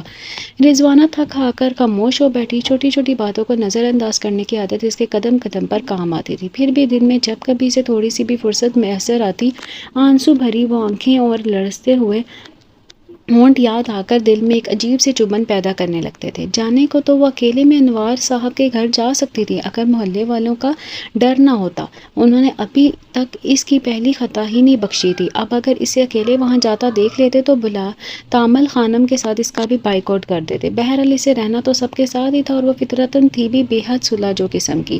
پھر ایک دن یہ موقع اسے مل ہی گیا۔ گرمیوں کی چھٹیاں شروع ہو چکی تھیں اور سال بھر میں یہی 2 مہینے ایسے ہوتے تھے جب احاطے کی ساری سرگرمیاں ماند پڑ جاتی۔ اسکول میں پڑھنے والے بچوں کی اکثریت یا تو ننیال میں تعطیلات گزارنے جا چکی تھیں یا ایسے ہی گھومنے پھرنے، پھر کچھ گھرانے اپنے عزیزوں میں شادیوں کے مختلف فنکشنز اٹینڈ کرنے بھی گئے ہوئے تھے۔ سارا دن سناٹا چھایا رہنا لگا، پھیری لگانے والوں کی آمد و رفت کا سلسلہ بھی ٹوٹا ہوا تھا، کبھی کبھار اکا دکا کوئی آ جاتا۔ اس روز بھی بہت انتظار کے بعد ایک سبزی والے کی آواز سن کر رضوانہ باہر آئی تھی۔ نازلی کے چلے جانے سے خاص طور پر اس کا اپنا پڑوس بے حد خالی خالی محسوس ہو رہا تھا، کیونکہ محفل جمائے رکھنے کی سب سے زیادہ شوقین بھی وہی تھی، حالانکہ کبھی کبھی وہ بڑی ناقابل برداشت ہونے لگتی تھی، پھر بھی رضوانہ کی نگاہ جب بھی اس کے چھوٹے سے گیٹ پر لگے تالے پر پڑتی دل اداس ہونے لگتا۔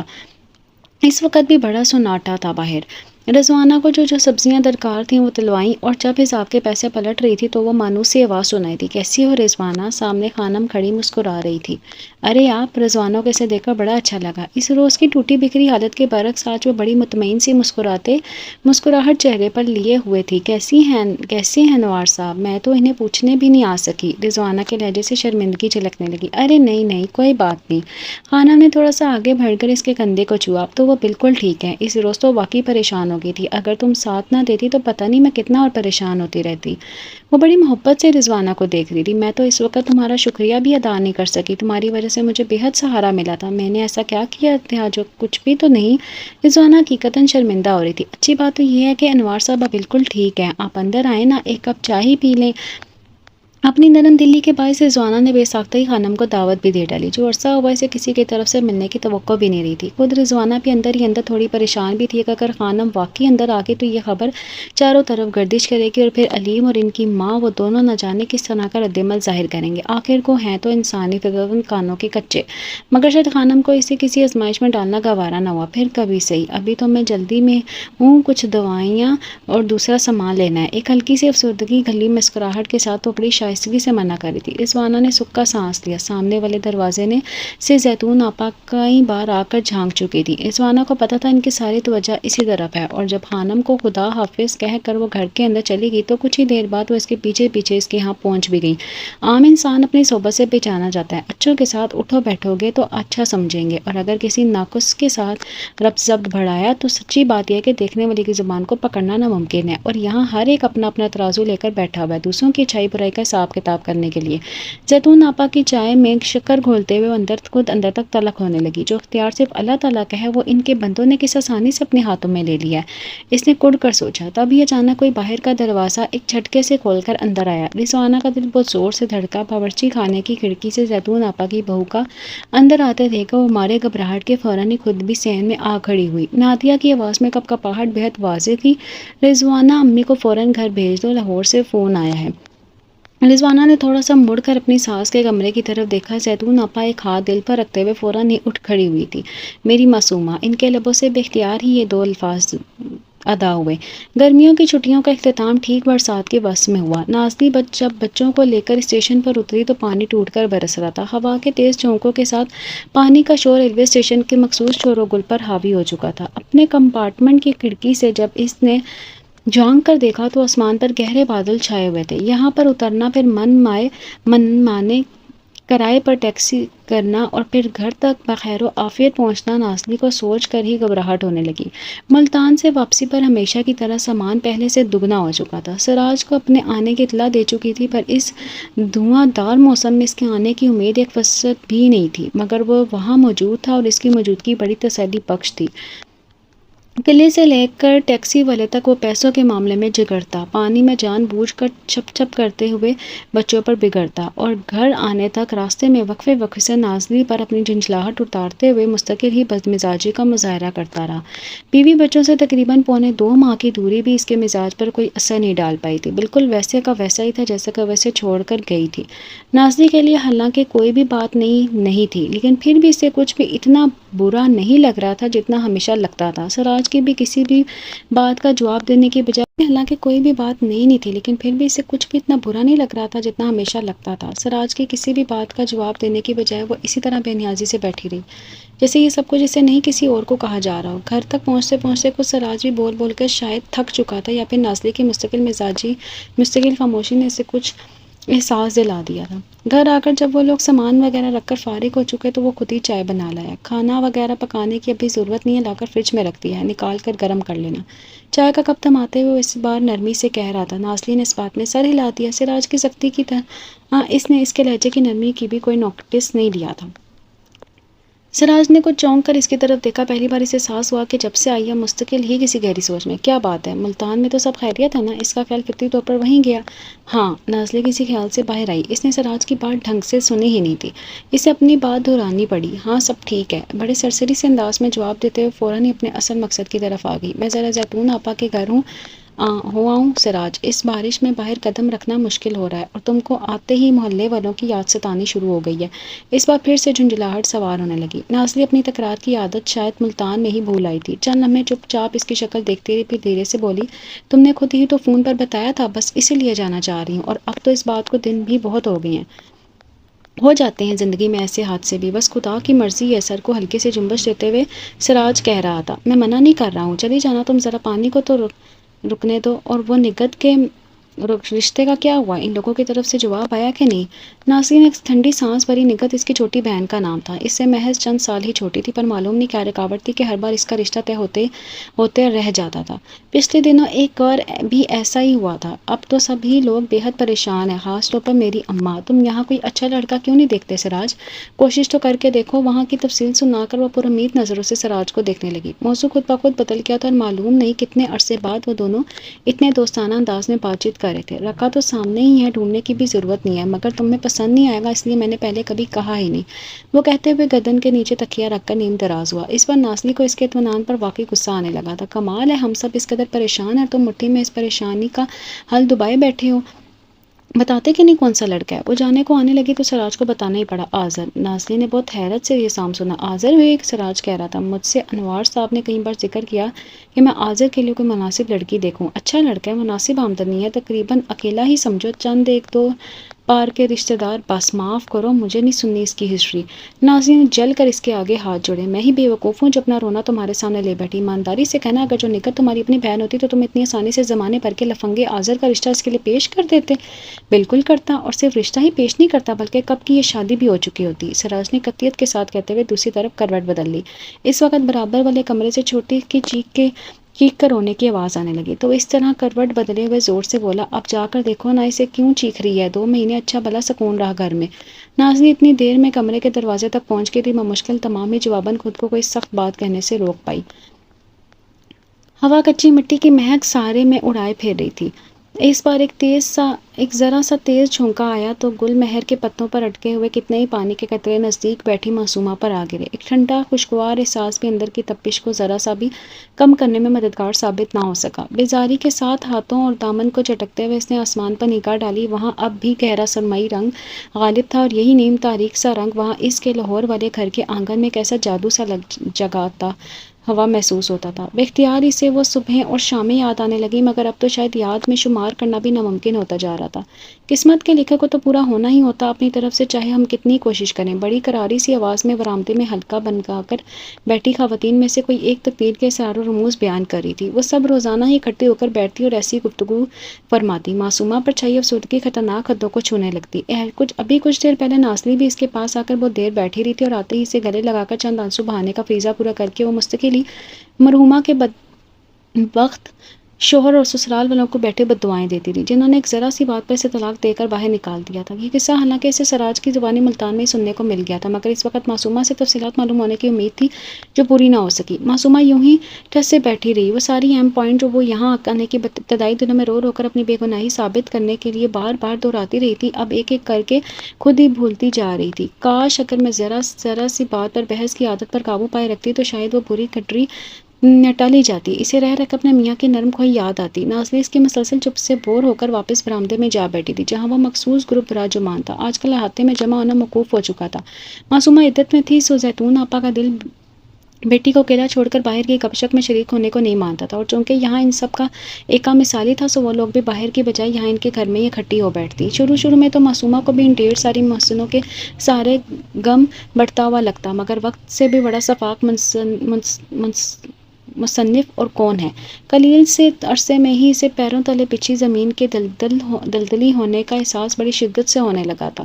کچن سے چائے کی خوشبو آنے لگی تھی، برتنوں کی کھٹ پٹ بتا رہی تھی کہ نادیہ کچن میں ہی ہے۔ اس وقت کی چائے سب کے لیے بننے لگی تھی، یہ زیتون آپا کی ہدایت تھی۔ 4-6 ہی کپ بنانے ہوتے تھے، مگر نادیہ کو یہ روز کا جھنجھٹ اب کھلنے لگا تھا۔ کھلنے کو تو اور بھی بہت کچھ تھا، مگر وہ چونکہ احاطے کی عورتوں پر اب تک اپنا ایک بہت اچھا تاثر چھوڑنے میں کامیاب رہی تھی، سو اس وقت بھی سارا غصہ دل میں دبائے مسکرا کر ان لوگوں کو چائے پیش کر رہی تھی، اور پھر اس طرح مسکراتی ہوئی صحن میں گل مہر کے درخت کے پاس بیٹھی معصومہ کے پاس سے گزرتی ہوئی واپس کچن میں چلے گی۔ معصومہ کا دل چاہا کہ اسے اپنے لیے چائے کا بھی کہہ دی، مگر پھر خاموش رہی۔ تھوڑی دیر بعد جب وہ دوبارہ باہر آئی تو زیتون آپا کو یہ خیال آیا، معصومہ کو چائے نہیں دی تم نے نادیہ؟ اچھا نہیں دی، وہ بہت انجان بن کر پوچھ رہی تھی۔ پتہ نہیں، شاید خیال نہیں رہا، اور یہ خیال اب اسے اکثر ہی نہیں رہتا تھا۔ معصومہ جانتی تھی اب تو ختم ہو گئی ہے، بنا دوں معصومہ؟ سارے محلے والیوں نے بڑے رش سے زیتون آپا کو دیکھا، کیسی خدمت گزار بہو ملی تھی۔ نہیں رہنے دو۔ معصومہ اٹھ کر کھڑی ہوگی۔ اب ایک دم ہی اسے بہت زور کا غصہ آنے لگا تھا نادیہ پر، برآمدے میں بیٹھی ان ساری مخلص خواتین پر، اور شاید خود پر بھی۔ دڑام سے کمرے کا دروازہ بند ہونے پر سبھی نے ایک دوسرے کو معنی خیز نگاہوں سے دیکھا تھا۔ بس یوں ہی ذرا سی بات پر گھبرانے لگتی ہے، کیا کریں، صدمہ بھی تو اتنا بڑا جھیلا ہے۔ زیتون آپا شرمندہ سی ہو کر صفائی پیش کرنے لگی، مگر آج ان کے ہاں میں ہاں ملانے والوں کی آواز بہت مدھم تھی۔ سب کی نگاہ نادیہ پر تھی، جو اب صحن میں واشنگ مشین لگا رہی تھی۔ کپڑوں کا ایک ڈھیر تھا جو میلے کپڑوں کے ریک سے برآمد ہو رہا تھا۔ اس روز زیتون آپا کے گھر سے واپس جاتے ہوئے سبھی نے باہر نکل کر ایک ہی بات کی، معصومہ کو کچھ تو نادیہ کا ہاتھ بٹانا چاہیے، لاکھ کم صحیح، مگر انسان کو دوسرے کا بھی خیال رکھنا چاہیے۔ وہ بیچاری تو پس کر رہ گئی ہے ان کے گھر میں۔ سامنے سے خانم جاتی ہوئی دکھائی دی، اپنے بچے کی انگلی پکڑے وہ گیٹ کی طرف جا رہی تھی، مگر وہ سب اپنی باتوں میں اتنی مصروف تھی کہ انہوں نے خانم کا بھی کوئی نوٹس نہیں لیا۔ معصومہ کے لیے دلوں اور باتوں دونوں نے ہی ہمدردی کا رنگ بڑے غیر محسوس سے انداز میں ہلکا پڑنے لگا تھا۔ بہت سارے دن تیزی سے گزرتے چلے گئے۔ معصومہ کی عدت ختم ہو بھی گئی، کئی مہینے گزر چکے تھے اور اس کی طلاق کی تلخ واقعے کو بھی اللہ کی مرضی کہہ کر سبھی اپنی اپنی ہمدردیاں واپس سمیٹ چکے تھے۔ احاطے میں اب زیتون آپا سے زیادہ نادیہ نظر آتی تھی، کبھی سبزی لیتے ہوئے، کبھی کوئی پرانی شرٹ ٹھیک کرواتے ہوئے، کبھی گھر کے کسی اور کام کے سلسلے میں۔ زیتون آپا غیر محسوس طور پر گھر ہی ہو کر رہ گئی تھی۔ اب تو امی کی معصومہ کی دلجوئی سے فرصت نہیں ملتی، باہر کے سارے کام بھی مجھے ہی دیکھنے پڑتے ہیں۔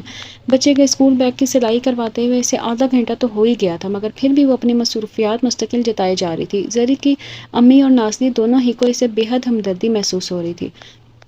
بہت ہی غلط رویہ تمہاری ساس کا، بہو کو بھی بیٹی کی جگہ ہی سمجھنا چاہیے، تم اپنے میاں کو کیوں نہیں کہتی؟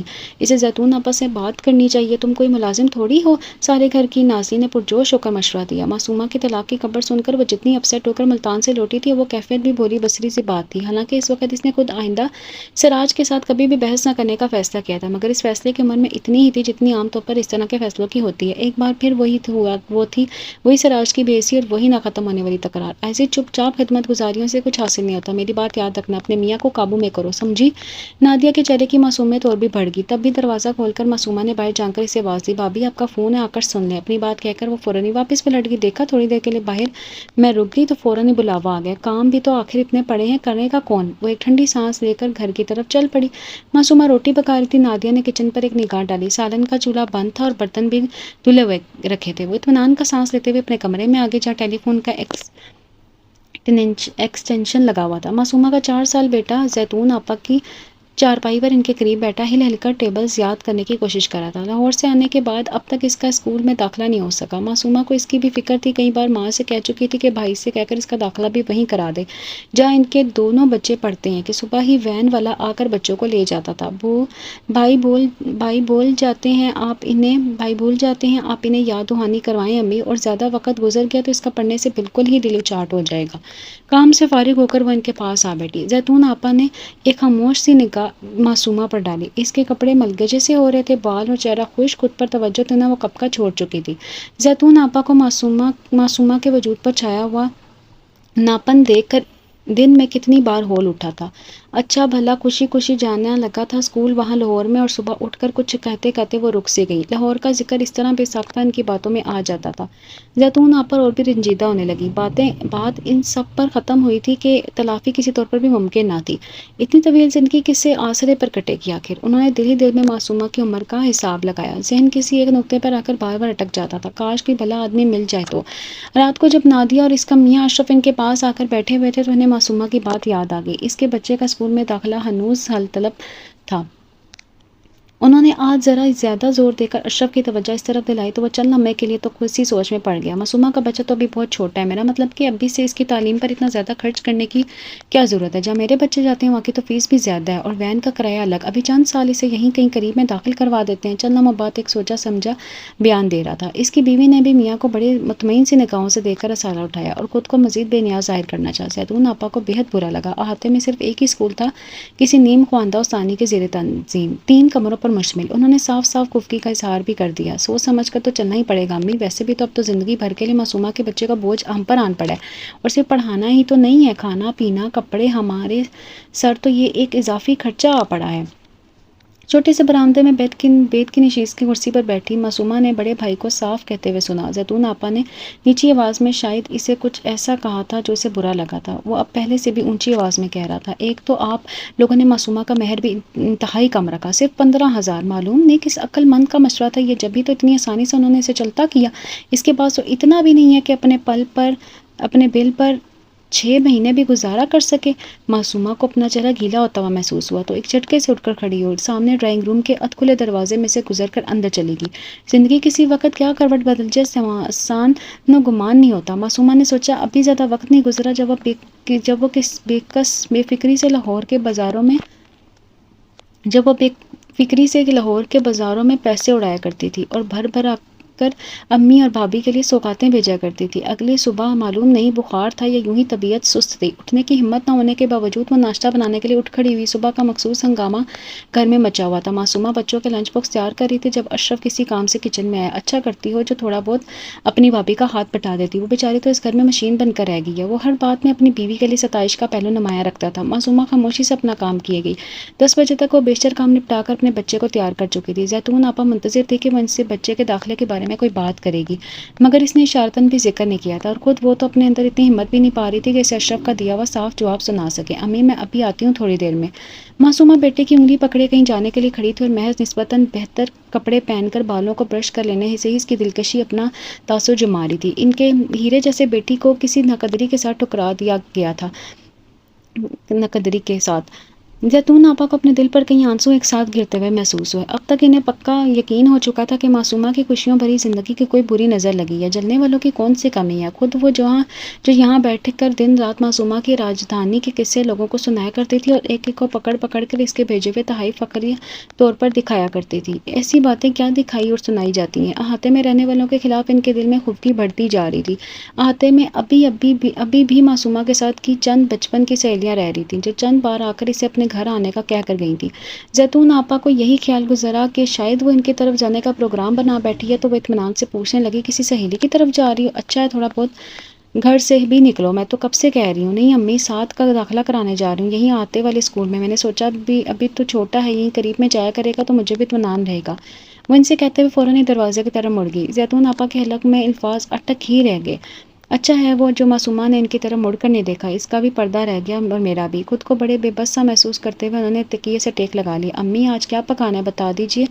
نادیہ سر پر کھڑی فرما برداری سے پوچھ رہی تھی۔ جو مرضی ہو، رکھائی سے کہتے ہوئے انہوں نے دوسری طرف کروٹ بدل لی۔ تنگ دلی اور منافقت کو کسی کامیابی کے ساتھ چھپا کر رکھا جاتا ہے، اس کا تجربہ بھی اسی عرصے میں ہوا تھا۔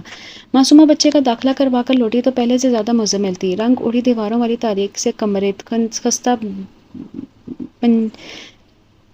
پنجے اور کرخت چہرے والی استانی جو عادتاً ہی چیخ چیخ کر بول رہی تھی، خود ساتھ بھی بہت سہما ہوا تھا۔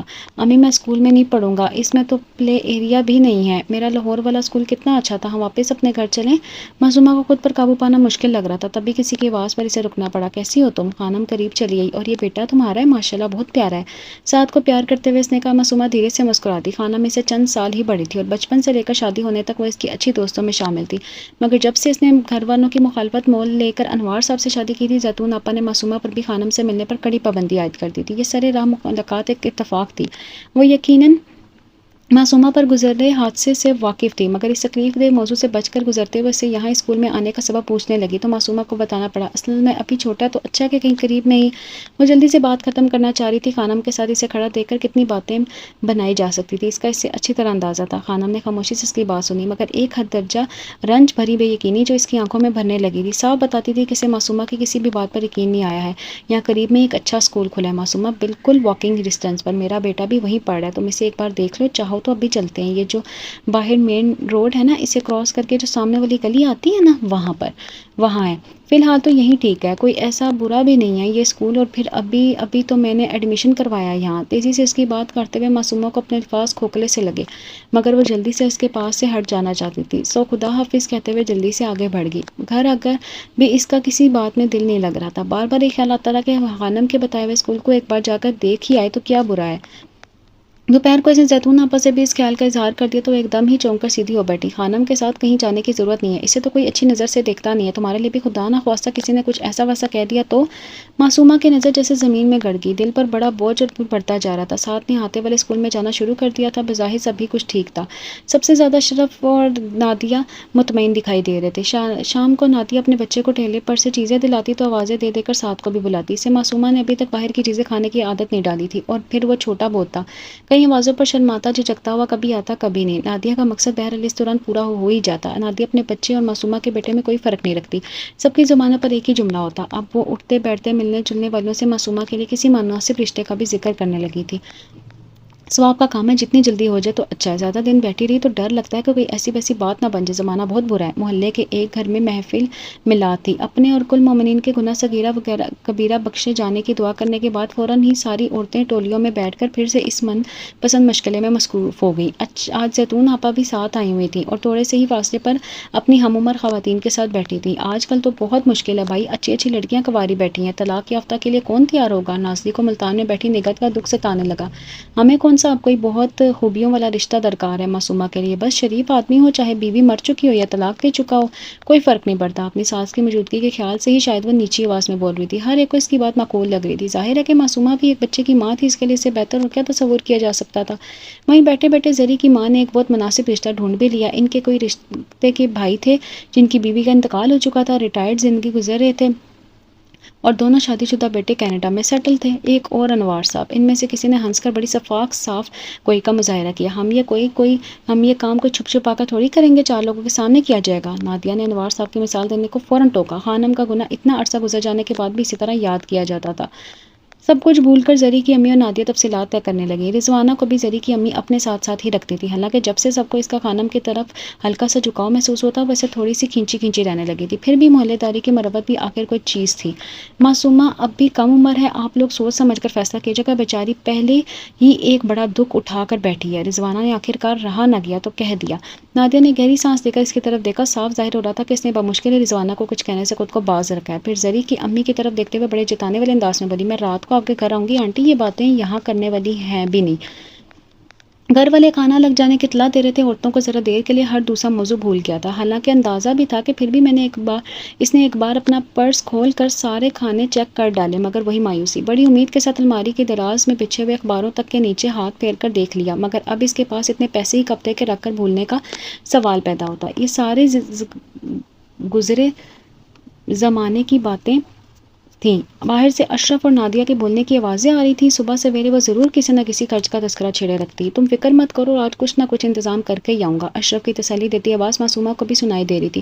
اسے سامنے کھڑے سعد کو دیکھا جو بڑی امید بھری نگاہوں سے اس کی طرف دیکھ رہا تھا۔ دیکھو سعد بیٹا، تم آج اپنی مس سے کہنا کہ اسے سمجھانا چاہ رہی تھی مگر وہ رونے لگا، اگر آپ مجھے پیسے نہیں دیں گی تو میں اسکول نہیں جاؤں گا، ٹیچر بہت انسلٹ کرتی ہے۔ کل بھی انہوں نے میرے دونوں ہاتھوں پر اسکیل مارے تھے، اتنے زور زور سے، اپنے دونوں ہاتھ اس کے سامنے پھیلاتے ہوئے مستقل بولے جا رہا تھا۔ معصومہ کو پتا تھا کہ سعد کے اسکول میں بات پر تھپڑ مارنا معمول کی بات ہے، مگر کل جو سالانہ فنکشن کے سلسلے میں پیسے نہ لانے پر سعد کی پٹائی ہوتی بڑی تکلیف دیتی۔ رات کو سوتے میں بھی روتا رہا تھا اور خود معصومہ، چلو میں خود چل کر تمہاری ٹیچر سے بات کرتی ہوں، وہ اسے بہلا کر اسکول کے گیٹ تک لے ہی آئی تھی۔ ابھی اسمبلی کے لیے بیل نہیں ہوئی تھی اور ہیڈ مسٹریس صاحبہ جو خود بھی اسکول کی اوپری منزل میں رہائش پذیر تھی، گیٹ کے باہر کھڑی بچوں کی چیکنگ میں مصروف تھی۔ میری ایک چھوٹی سی درخواست ہے آپ سے۔ بڑی عاجزی کے ساتھ اس نے انہیں اپنی وقتی مجبوری سے آگاہ کرنا شروع کیا تو بڑے ہی اکتائے ہوئے انداز میں ادھر ادھر دیکھنے لگی۔ معصومہ کو اپنی بات پوری کرنا مشکل ہو گیا، ٹھیک کسی پیشہ ور چندہ جمع کرنے والے کی طرح وہ ان کے سامنے کھڑی ان کے جواب کا انتظار کر رہی تھی۔ وہ اسے بھول کر کسی کھاتے پیتی اسامی کے ساتھ خوش اخلاقی سے برتنے لگی، مگر ابھی تک انہوں نے سعد کو بھی کلاس میں جانے کے لیے نہیں کہا تھا۔ وہ معصومہ کا ہاتھ پکڑے ہوئے وہیں کھڑا تھا، حالانکہ اس کے آتے جاتے دوست اسے بلاتے بھی رہے۔ معصومہ صبر کے ساتھ کھڑی ان کے فارغ ہونے کا انتظار کرتی رہی۔ جب وہ فارغ ہو کر مڑی تو اسے اب تک کھڑا دیکھ کر بری طرح جھنجھلا گئی۔ نہیں بھائی نہیں، ہمارے ہاں اس طرح نہیں چل سکتا، آپ لوگوں کو بس اپنے پیسے بچانے کی فکر رہتی ہے ہر وقت، جیسے بھی ہو بس مفت میں کام چلتے رہنا چاہیے۔ میں خوب سمجھتی ہوں ایسے کنڈوں کو، لے جائیں واپس اپنے بچوں کو، جب پیسے ہوں تب لے کر آئیے گا، ہم نے کوئی رفاہی ادارہ تھوڑی کھول رکھا ہے، بالکل نچلی سطح پر کھلے غیر رجسٹرڈ اسکولوں میں روا کھا جانے والا عام رویہ۔ معصومہ دفتن ہی بچے کو کھینچتی ہوئی وہاں سے واپس مڑ گئی۔ ارے بات تو سنیے، بچے کو چھوڑ جائیے، پیسے کل ہی بھجوا دیجیے گا۔ ہیڈ مسٹریس صاحبہ کو صبح ہی صبح ہونے والا نقصان کا خیال آیا تو وہ پیچھے سے آواز دے کر اسے روکنے لگی۔ انہیں اصل میں معصومہ کے رد عمل کی توقع بھی نہیں تھی، یہاں اکثریت انہی کے بچوں کی تھی جن کے والدین بےحد معمولی فیس دینے کی سخت رکھتے تھے، سو وہ لوگ ان کی بری بھلی سن بھی لیتے تھے۔ سنیے۔ معصومہ کو ان کی آوازیں اپنے پیچھے سنائی دیتی رہی، مگر اس نے ایک بار بھی پیچھے مڑ کر دیکھنے کی تکلیف گوارا نہ کی، جتنا تیز ممکن تھا وہ چل رہی تھی۔ ساتھ بیچاروں کو اس کے ساتھ دینے کے لیے بھاگنا پڑ رہا تھا، مگر معصومہ کو اس وقت یہ بھی دھیان ہی آ رہا تھا، بار بار آنکھوں کے سامنے منظر دھندلانے لگا۔ تب اسے دھندلاتے منظر میں اس نے ایک دراز قد شخص کو قریب آتے دیکھا۔ السلام علیکم انکل، بہت پرجوش ہو کر سلام کیا تھا۔ وہ چند منٹ کے لیے رکنا بھی چاہتا تھا پر معصومہ اس وقت رکنے کے موڈ میں بھی قطعی نہیں تھی۔ تیز چلو سعد، بھیگی ہوئی آنکھوں کو رگڑتے ہوئے سعد کو کھینچتے ہوئے آگے بڑھتی چلی گئی۔ ہم وہاں کے گارڈن میں کبھی کبھی کھیلنے جاتے ہیں امی، اسے پیچھے مڑ کر دور اشارہ کیا۔ معصومہ نے اس بار بھی پیچھے مڑ کر نہیں دیکھا، وہ اس وقت بھی کچھ دیکھنا نہیں چاہتی تھی، محض 200-300 روپے کی خاطر ایک بالکل ہی گئی گزری عورت کے ہاتھوں وہ اس طرح ذلیل ہو کر رہ جائے گی، گھر سے نکلتے ہوئے اسے یہ خیال تک نہ تھا۔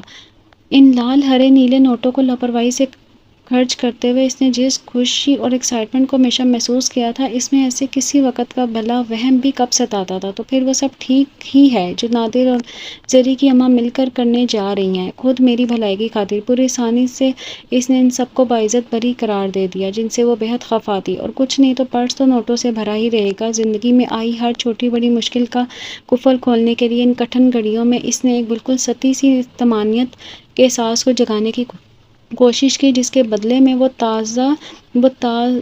زندگی خود اپنی نگاہوں میں مستقل گرتے رہنے کے لیے تیار تھی۔ احاطے کے آخری سرے پر بنے ہوئے اپنے چھوٹے سے گھر کے گارڈن میں داخل ہوتے ہوئے آذر نے ایک بار پھر پلٹ کر دیکھا۔ معصومہ اور ان کا بیٹا دونوں ہی اب وہاں نہیں تھے۔ آنسوں سے لبریز آنکھیں اس کے ساتھ ساتھ ہی گھر میں داخل ہوئی تھیں۔ زیتون آپا کا بخار ٹوٹنے کا نام نہیں لے رہا تھا۔ نادیہ بکھلا کر بار بار ٹیمپریچر چیک کرتی، اشرف کو ڈاکٹر بدلنے کا مشورہ دیتی۔ ان سب سے زیادہ فکر اس بات کی تھی کہ زری کی اماں نے جو رشتہ بتایا وہ اس تاخیر کے سبب واپس نہ لوٹ جائے۔ اچھا بھلا یہ کام اب تک ہو بھی چکا ہوتا، وہ تو صرف 4 آدمی ساتھ لا کر نکاح پڑھوانا چاہ رہے ہیں، اور ہمیں بھی اب کوئی دھوم دھڑکا تو کرنا نہیں ہے۔ امی کی بیماری نے سارا پروگرام ٹھپ کر کے رکھ دیا ہے۔ وہ بہت بیزاری سے اٹھتے بیٹھتے یہ ذکر کیے جاتے، تو اب کیا کیا جا سکتا ہے؟ امی سے بستر سے اٹھا نہیں جا رہا ہے، ایسے میں تو کچھ بھی اچھا نہیں لگ رہا ہے۔ اشرف کو بہرحال ماں سے محبت بھی تھی، بار بار کے ذکر سے چڑ گیا۔ مجھے تو ایسا لگتا ہے امی کو یہ رشتہ پسند ہی نہیں آیا ہے۔ اشرف کے جھنجھلانے کو ذرا بھی خاطر میں لائے بغیر وہ بڑے پر یقین لہجے میں کہہ رہی تھی، دیکھ نہیں رہے ہو جس دن زری کو امی فرید صاحب کو ملوانے کے لیے لائی تھی، امی نے اسی دن سے بستر پکڑا ہوا ہے۔ تمہارا فہم ہے؟ ایسی کوئی بات نہیں ہے۔ اشرف کھوکھلی سی ہنسا۔ ایمانداری کی بات یہ تھی خود وہ بھی فرید صاحب سے مل کر تھوڑی دیر کے لیے ششدر رہ گیا تھا۔ وہ کس طرح بھی معصومہ جیسی پیاری لڑکی کے لائق نہیں تھے۔ ان کی واحد خوبی صرف وہ بے تحاشا پیسہ تھا جو ان کے کینیڈا میں مقیم دونوں بیٹے بڑی فرمانبرداری کے ساتھ انہیں بھیج رہے تھے۔ نادیہ اگر اس پر پوری طرح حاوی نہ ہوتی تو وہ 1 منٹ کی بھی دیر کیے بغیر انہیں منع کر چکا ہوتا۔ آج کل کے زمانے میں سب پیسے کو سلام کرتے ہیں۔ اشرف فرید صاحب کے ساتھ زندگی گزر جائے گی معصومہ کی، اور سب سے بڑی بات ساتھ کو مستقبل محفوظ ہو جائے گا۔ فرید صاحب کے ڈیفنس کے 1000 گز والے شاندار گھر سے واپسی پر بڑی دلسوز اس سارے معاملے کے تمام تر روشن پہلو اس کے سامنے رکھتی آئی تھی۔ اشرف کو اپنی بیوی کی نیک نیت اور معصوم فطرت پر پہلے ہی بےحد بھروسہ تھا، اب اور بھی بڑھتا جا رہا تھا۔ اس کی بیوی سے زیادہ اس کی بہن اور ماں کا خیرخواہ دوسرا اور کون تھا بھلا؟ امی اب آپ خود کو سنبھالیں۔ اس رات وہ زیتون آپا کی چارپائی کے پاس کرسی ڈالے پڑے سان سے وہی کچھ کہہ رہا تھا جو نادیہ نے اسے کہلوانا چاہا۔ ہمیں معصومہ کے فرض سے سبب بھی سبق دوش ہونا ہے۔ یہ تو ہماری خوش قسمتی کہ فرید صاحب جیسا دولت مند شخص کو چل کر ہمارے اس چھوٹے سے گھر میں آیا ہے۔ اب سمجھداری اس میں ہے کہ ہم لوگ بھی تاخیر نہ کریں، ورنہ خدا نخواستہ کہیں کوئی موقع سے فائدہ نہ اٹھا لے۔ آخر کو پیسے والے آدمی ہیں۔ زیتون آپا کا بخار اس وقت بھی ذرا کم تھا۔ نادیہ بڑی سعادت مندی سے انہیں دودھ میں ڈبل روٹی بگور کر کھلا رہی تھی۔ ان کے چہرے کا پھیکا پڑتا ہوا رنگ صرف پائنتی کی طرف بیٹھی معصومہ نے ہی نوٹ کیا۔ یہ ساتھ شاید باہر نکل گیا ہے، میں دیکھتی ہوں۔ دل میں اٹھتی ہوئی آہ کو دباتے ہوئے معصومہ اٹھ گئی۔ تم بھی بیٹھو معصومہ، تمہیں اپنی رائے کا استعمال کرنے کا پورا حق ہے۔ دیکھو ہم جو کچھ بھی کرنا چاہ رہے ہیں تمہاری بھلائی کے لیے ہی ہوگا۔ نادیہ کے اصرار پر اسے واپس بیٹھنا پڑا۔ بھلائی ایک ایسا حق ہے جو اسے صرف ان لوگوں کی ہی منتخب کردہ رائے کی توثیق کرنے کی اجازت دے رہا ہے۔ وہ صرف سوچ کر ہی رہ گئی۔ زیتون آپا کا دل بالکل بھی نہیں مان رہا تھا۔ بار بار یہی خیال ستا رہا تھا کہ اگر معصومہ کی جلد از جلد شادی کی بجائے انہوں نے اسے کم از کم گریجویشن ہی کرنے دیا ہوتا تو آج شاید وہ اشرف اور نادیہ کو بہتر جواب دینے کی پوزیشن میں ہوتی۔ فرید صاحب کو تو قواری اور معصومہ سے زیادہ اچھی لڑکی ملنا بھی کون سا مشکل ہے۔ وہ تو زری کی امی کا احسان ہے کہ انہوں نے فرید صاحب کو ہمارے گھر کے لیے راضی کر لیا۔ نادیہ کی آواز دل پر کسی پن کی طرح چبھ رہی تھی۔ ان کی پیاری بہو جس کی خوبیوں کا چرچا کرتے نہ تھکتی تھی، اور نہ احاطے کی دوسری عورتیں، اگر معصومہ اس طرح ٹھوکر کھا کر واپس نہ آئی ہوتی تو شاید زندگی بھر بھی وہ نادیہ کے اس دوسرے رخ کو نہ دیکھ پاتی۔ ایک ٹھنڈی سانس لے کر وہ چپ چاپ واپس لیٹ گئی۔ نادیہ اور اشرف ایک دوسرے کی شکل دیکھنے لگے۔ ایک کی آنکھوں میں جھنجھلاہٹ تھی اور دوسرے کی آنکھوں میں کھسیاہٹ۔ یہ تو کوئی بات نہیں ہوئی امی، اشرف اس بار غصے میں بولا۔ نادیہ بیچاری اتنے جتن کر کے معصومہ کو دوبارہ بسانے کی فکر کر رہی اور آپ ہیں کہ پریشانی کو اور بڑھائی دے رہی ہیں۔ معصومہ گھبرا کر بھائی کی طرف دیکھنے لگی۔ سبھی کو پتا تھا کہ غصے کا تیز ہے۔ بھائی امی کی طبیعت ٹھیک نہیں ہے، اللہ نے چاہا تو 2-4 دن میں امی کی طبیعت ٹھیک ہو جائے گی۔ ہم تو یہ کہہ رہے ہیں کہ انہیں حتمی ہماری طرف سے جواب مل جانا چاہیے، آخر اب بات اتنی بڑھ چکی ہے۔ بات بڑھانے والی بھی وہ خود تھیں اور پھیلانے والے بھی۔ آتے کہ آدھی عورتوں کو نادیہ کی زبانی اور باقی آدھی کو زری کی امی کی زبانی سے انقلاب کی خبر مل چکی تھی جو معصومہ کی زندگی میں آنے والا تھا۔ ماحول میں بڑی ناقابل برداشت سی گھٹن بڑھنے لگی تو معصومہ ماں کو چھوڑا ہوا دودھ کا آدھا بھرا کپ اور چھوٹی ٹرے اٹھا کر باہر نکل گئی۔ بے حسی کی ایک دبیز چادر جو اپنے وجود پر ڈھانپے رکھنا چاہتی تھی وہ بار بار پھسلنے لگی تھی اور نادیہ کہہ رہی تھی خانم کی مثال سامنے ہے، خدا نہ کرے کل کو ہماری معصومہ سے کوئی بھی غلطی ہوگی تو پھر۔ زیتون آپا نے بہت بے چین ہو کر کروٹ بدلی۔ آج صبح سے 2 بار آ چکی ہے آپ کی طبیعت پوچھنے کے لیے، مگر میں دروازے سے ٹالے جا رہی ہوں اسے کہ آپ کو تو ویسے ہی اس کی شکل سے چڑ ہے، یہاں آئے گی تو اور ٹینشن ہوگی۔ تک ہی دروازے پر ہلکی سی دستک ہوئی۔ میرے خیال میں پھر وہی آئی ہے، نادیہ بہت بیزاری سے اٹھتے ہوئے بولی۔ ایسی عورتوں کو شرم تھوڑی ہے، ایک نمبر کی ڈھیٹ ہے، لاکھ کوئی ٹالتا رہے مگر۔ اور دروازے کی طرف بڑھتے ہوئے بلند آواز میں ظاہر خیال کرتی جا رہی تھی کہ کب سے زیتون آپا کی آواز ابھری، خانم کو دروازے سے واپس مت کرنا، نادیہ اسے یہاں میرے پاس لے کر آؤ۔ نادیہ نے مڑ کر بہت بے یقینی سے ان کے کمزور اور بیمار وجود کو دیکھا۔ خانم اس بار اکیلی نہیں آئی تھی، اس کے ساتھ رضوانہ بھی تھی۔ وہ شاید اس امید پر ساتھ لائی تھی کہ دروازے سے دھتکاری نہ جائے۔ نادیہ اور اس کا میاں دونوں ہی کمرے سے جا چکے تھے۔ بہت دن سے آپ کی طبیعت کا رضوانہ سے سن رہی تھی مگر آنے کی ہمت ہی نہیں پڑ رہی تھی۔ خانم اپنے مخصوص نرم لب و لہجے میں ان کی مزاج پرسی کر رہی تھی۔ اصل میں تو وہ خود اب تک اس زیتون آپا کی محبت بھرے خیر مقدم پر حیران تھی۔ زیتون آپا معلوم نہیں کچھ سن بھی رہی تھی یا نہیں، کسی گہری سوچ میں ڈوبتے نکلتے ان کی نگاہیں مستقل ہی خانم کے سادہ سے پرکشش چہرے پر جمی ہوئی تھی۔ وہ ان کی معصومہ سے محض چند سال ہی تو بڑی تھی، انہیں اچھی طرح یاد تھا۔ معلوم نہیں کیوں بار بار خانم کا چہرہ معصومہ کا روپ دھار لیتا تھا۔ زیتون آپا نے بہت غور سے ایک بار پھر اسے دیکھ کر پہچانا چاہا اور پتہ نہیں چلا کب اور معصومہ بالکل ایک جیسی لگنے لگی تھی، اتنی گہری شباہت۔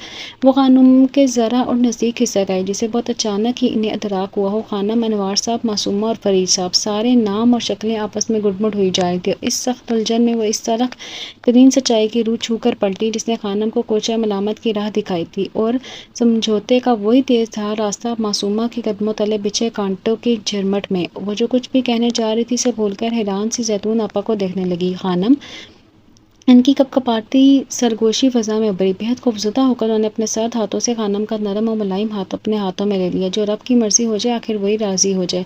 میں نے سنا ہے کہ تم لوگ آذر بیگ کے لیے رشتہ دیکھ رہے ہو، اپنی معصومہ کے لیے کوشش کرو نا۔ ایک امکان جسے انہوں نے خود بھی روشن بنایا تھا، خانم کے لیے انتہائی غیر متوقع تھا۔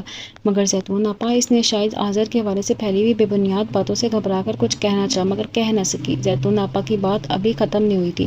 تمہارا مجھ پر بہت بڑا احسان ہوگا خانم، میں زندگی بھر بھی شکریہ ادا کر رہی تو اب تمہارے اس احسان کا ایک حصہ ادا نہیں کر سکوں گی۔ وہ دفتن ہی خانم کا ہاتھ اپنے دونوں ہاتھوں میں تھام کر آنکھوں سے لگاتے ہوئے پھوٹ پھوٹ کر رونے لگی۔ برسوں کا انا سماجی فتوے اور زہر آلود سرد مہری ان کے آنسوں کے سیلاب میں بہہ رہی تھی اور اس عورت کے سامنے سر جھکائے بیٹھی تھی جسے انہوں نے کبھی جیتے جی درگور کر دیا تھا اور آج اسی کی چوکھٹ پر اپنی بیٹی کی زندگی کی بھیک مانگ رہی تھی۔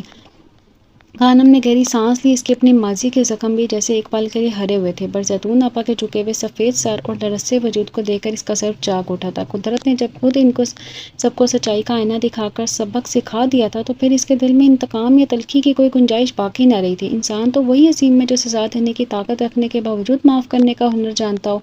اس نے دھیرے سے اپنا دوسرا ہاتھ زیتون آپا کے ہاتھ پر رکھا اور بڑے مان سے ان کے آنسو پونچھتے ہوئے بولی، بس کیجیے زیتون آپا، گزری باتیں تو اب مٹی ہوئی، انہیں وہیں رہنے دیں۔ قدرت کے فیصلے تو بس ہمارے دلوں کے میل دھونے کے لیے ہوتے ہیں، اب بالکل فکر نہ کریں۔ آذر بہت ہی سلجھا ہوا اور نیک دل لڑکا ہے، انوار صاحب کی نظر میں وہ معصومہ کے لیے بہترین انتخاب ہے، آپ کا مان اب کبھی نہیں ٹوٹے گا۔ خانم کی اس کشادہ دلی اور بے لوث محبت نے زیتون آپا کے مرجھائے ہوئے چہرے پر اطمینان کی ایک عجیب روشنی بکھیر دی۔ رضوانہ نے بھی مسکرا کر خانم کو دیکھا جس کا کردار آج پورے احاطے کی عورتوں کی مصنوعی اخلاق پر بھاری ثابت ہوا تھا اور پھر تقدیر کا رخ بدلتے دیر نہ لگی۔ اشرف اور نادیہ کے فخر کے برج اس وقت زمین بوس ہو گئے جب فرید صاحب کا قصہ پس پشت چلا گیا اور خود انوار صاحب نے آگے بڑھ کر آذر بیگ کے سرپرست کے طور پر معصومہ کا ہاتھ مانگ لیا۔ چند ہی دنوں میں معصومہ اور آذر کی بات پکی ہوگی۔ احاطے کے دیواروں پر پہلی گھٹن اور سازشوں کے سائے اب ہمیشہ کے لیے چڑھ چکے تھے۔ اپنے چھوٹے سے گارڈن میں کھڑے آذر بیگ کو اب تنہائی کا احساس نہیں تھا اور معصومہ نے جب بھی اپنے روشن مستقبل کی طرف دیکھا اسے خانم کا وہ ہنستا ہوا چہرہ یاد آیا جس نے دلوں کو جوڑنے اور معاف کر دینے کی ایک نئی اور لازوال تاریخ رقم کر دی تھی۔ ناول کا نام ہے شہر اچوب، از قلم عالیہ بخاری۔ ناول کا نام چینل کے ڈسکرپشن باکس میں موجود ہے تو آپ وہاں سے بھی ناول کا نام پڑھ سکتے ہیں۔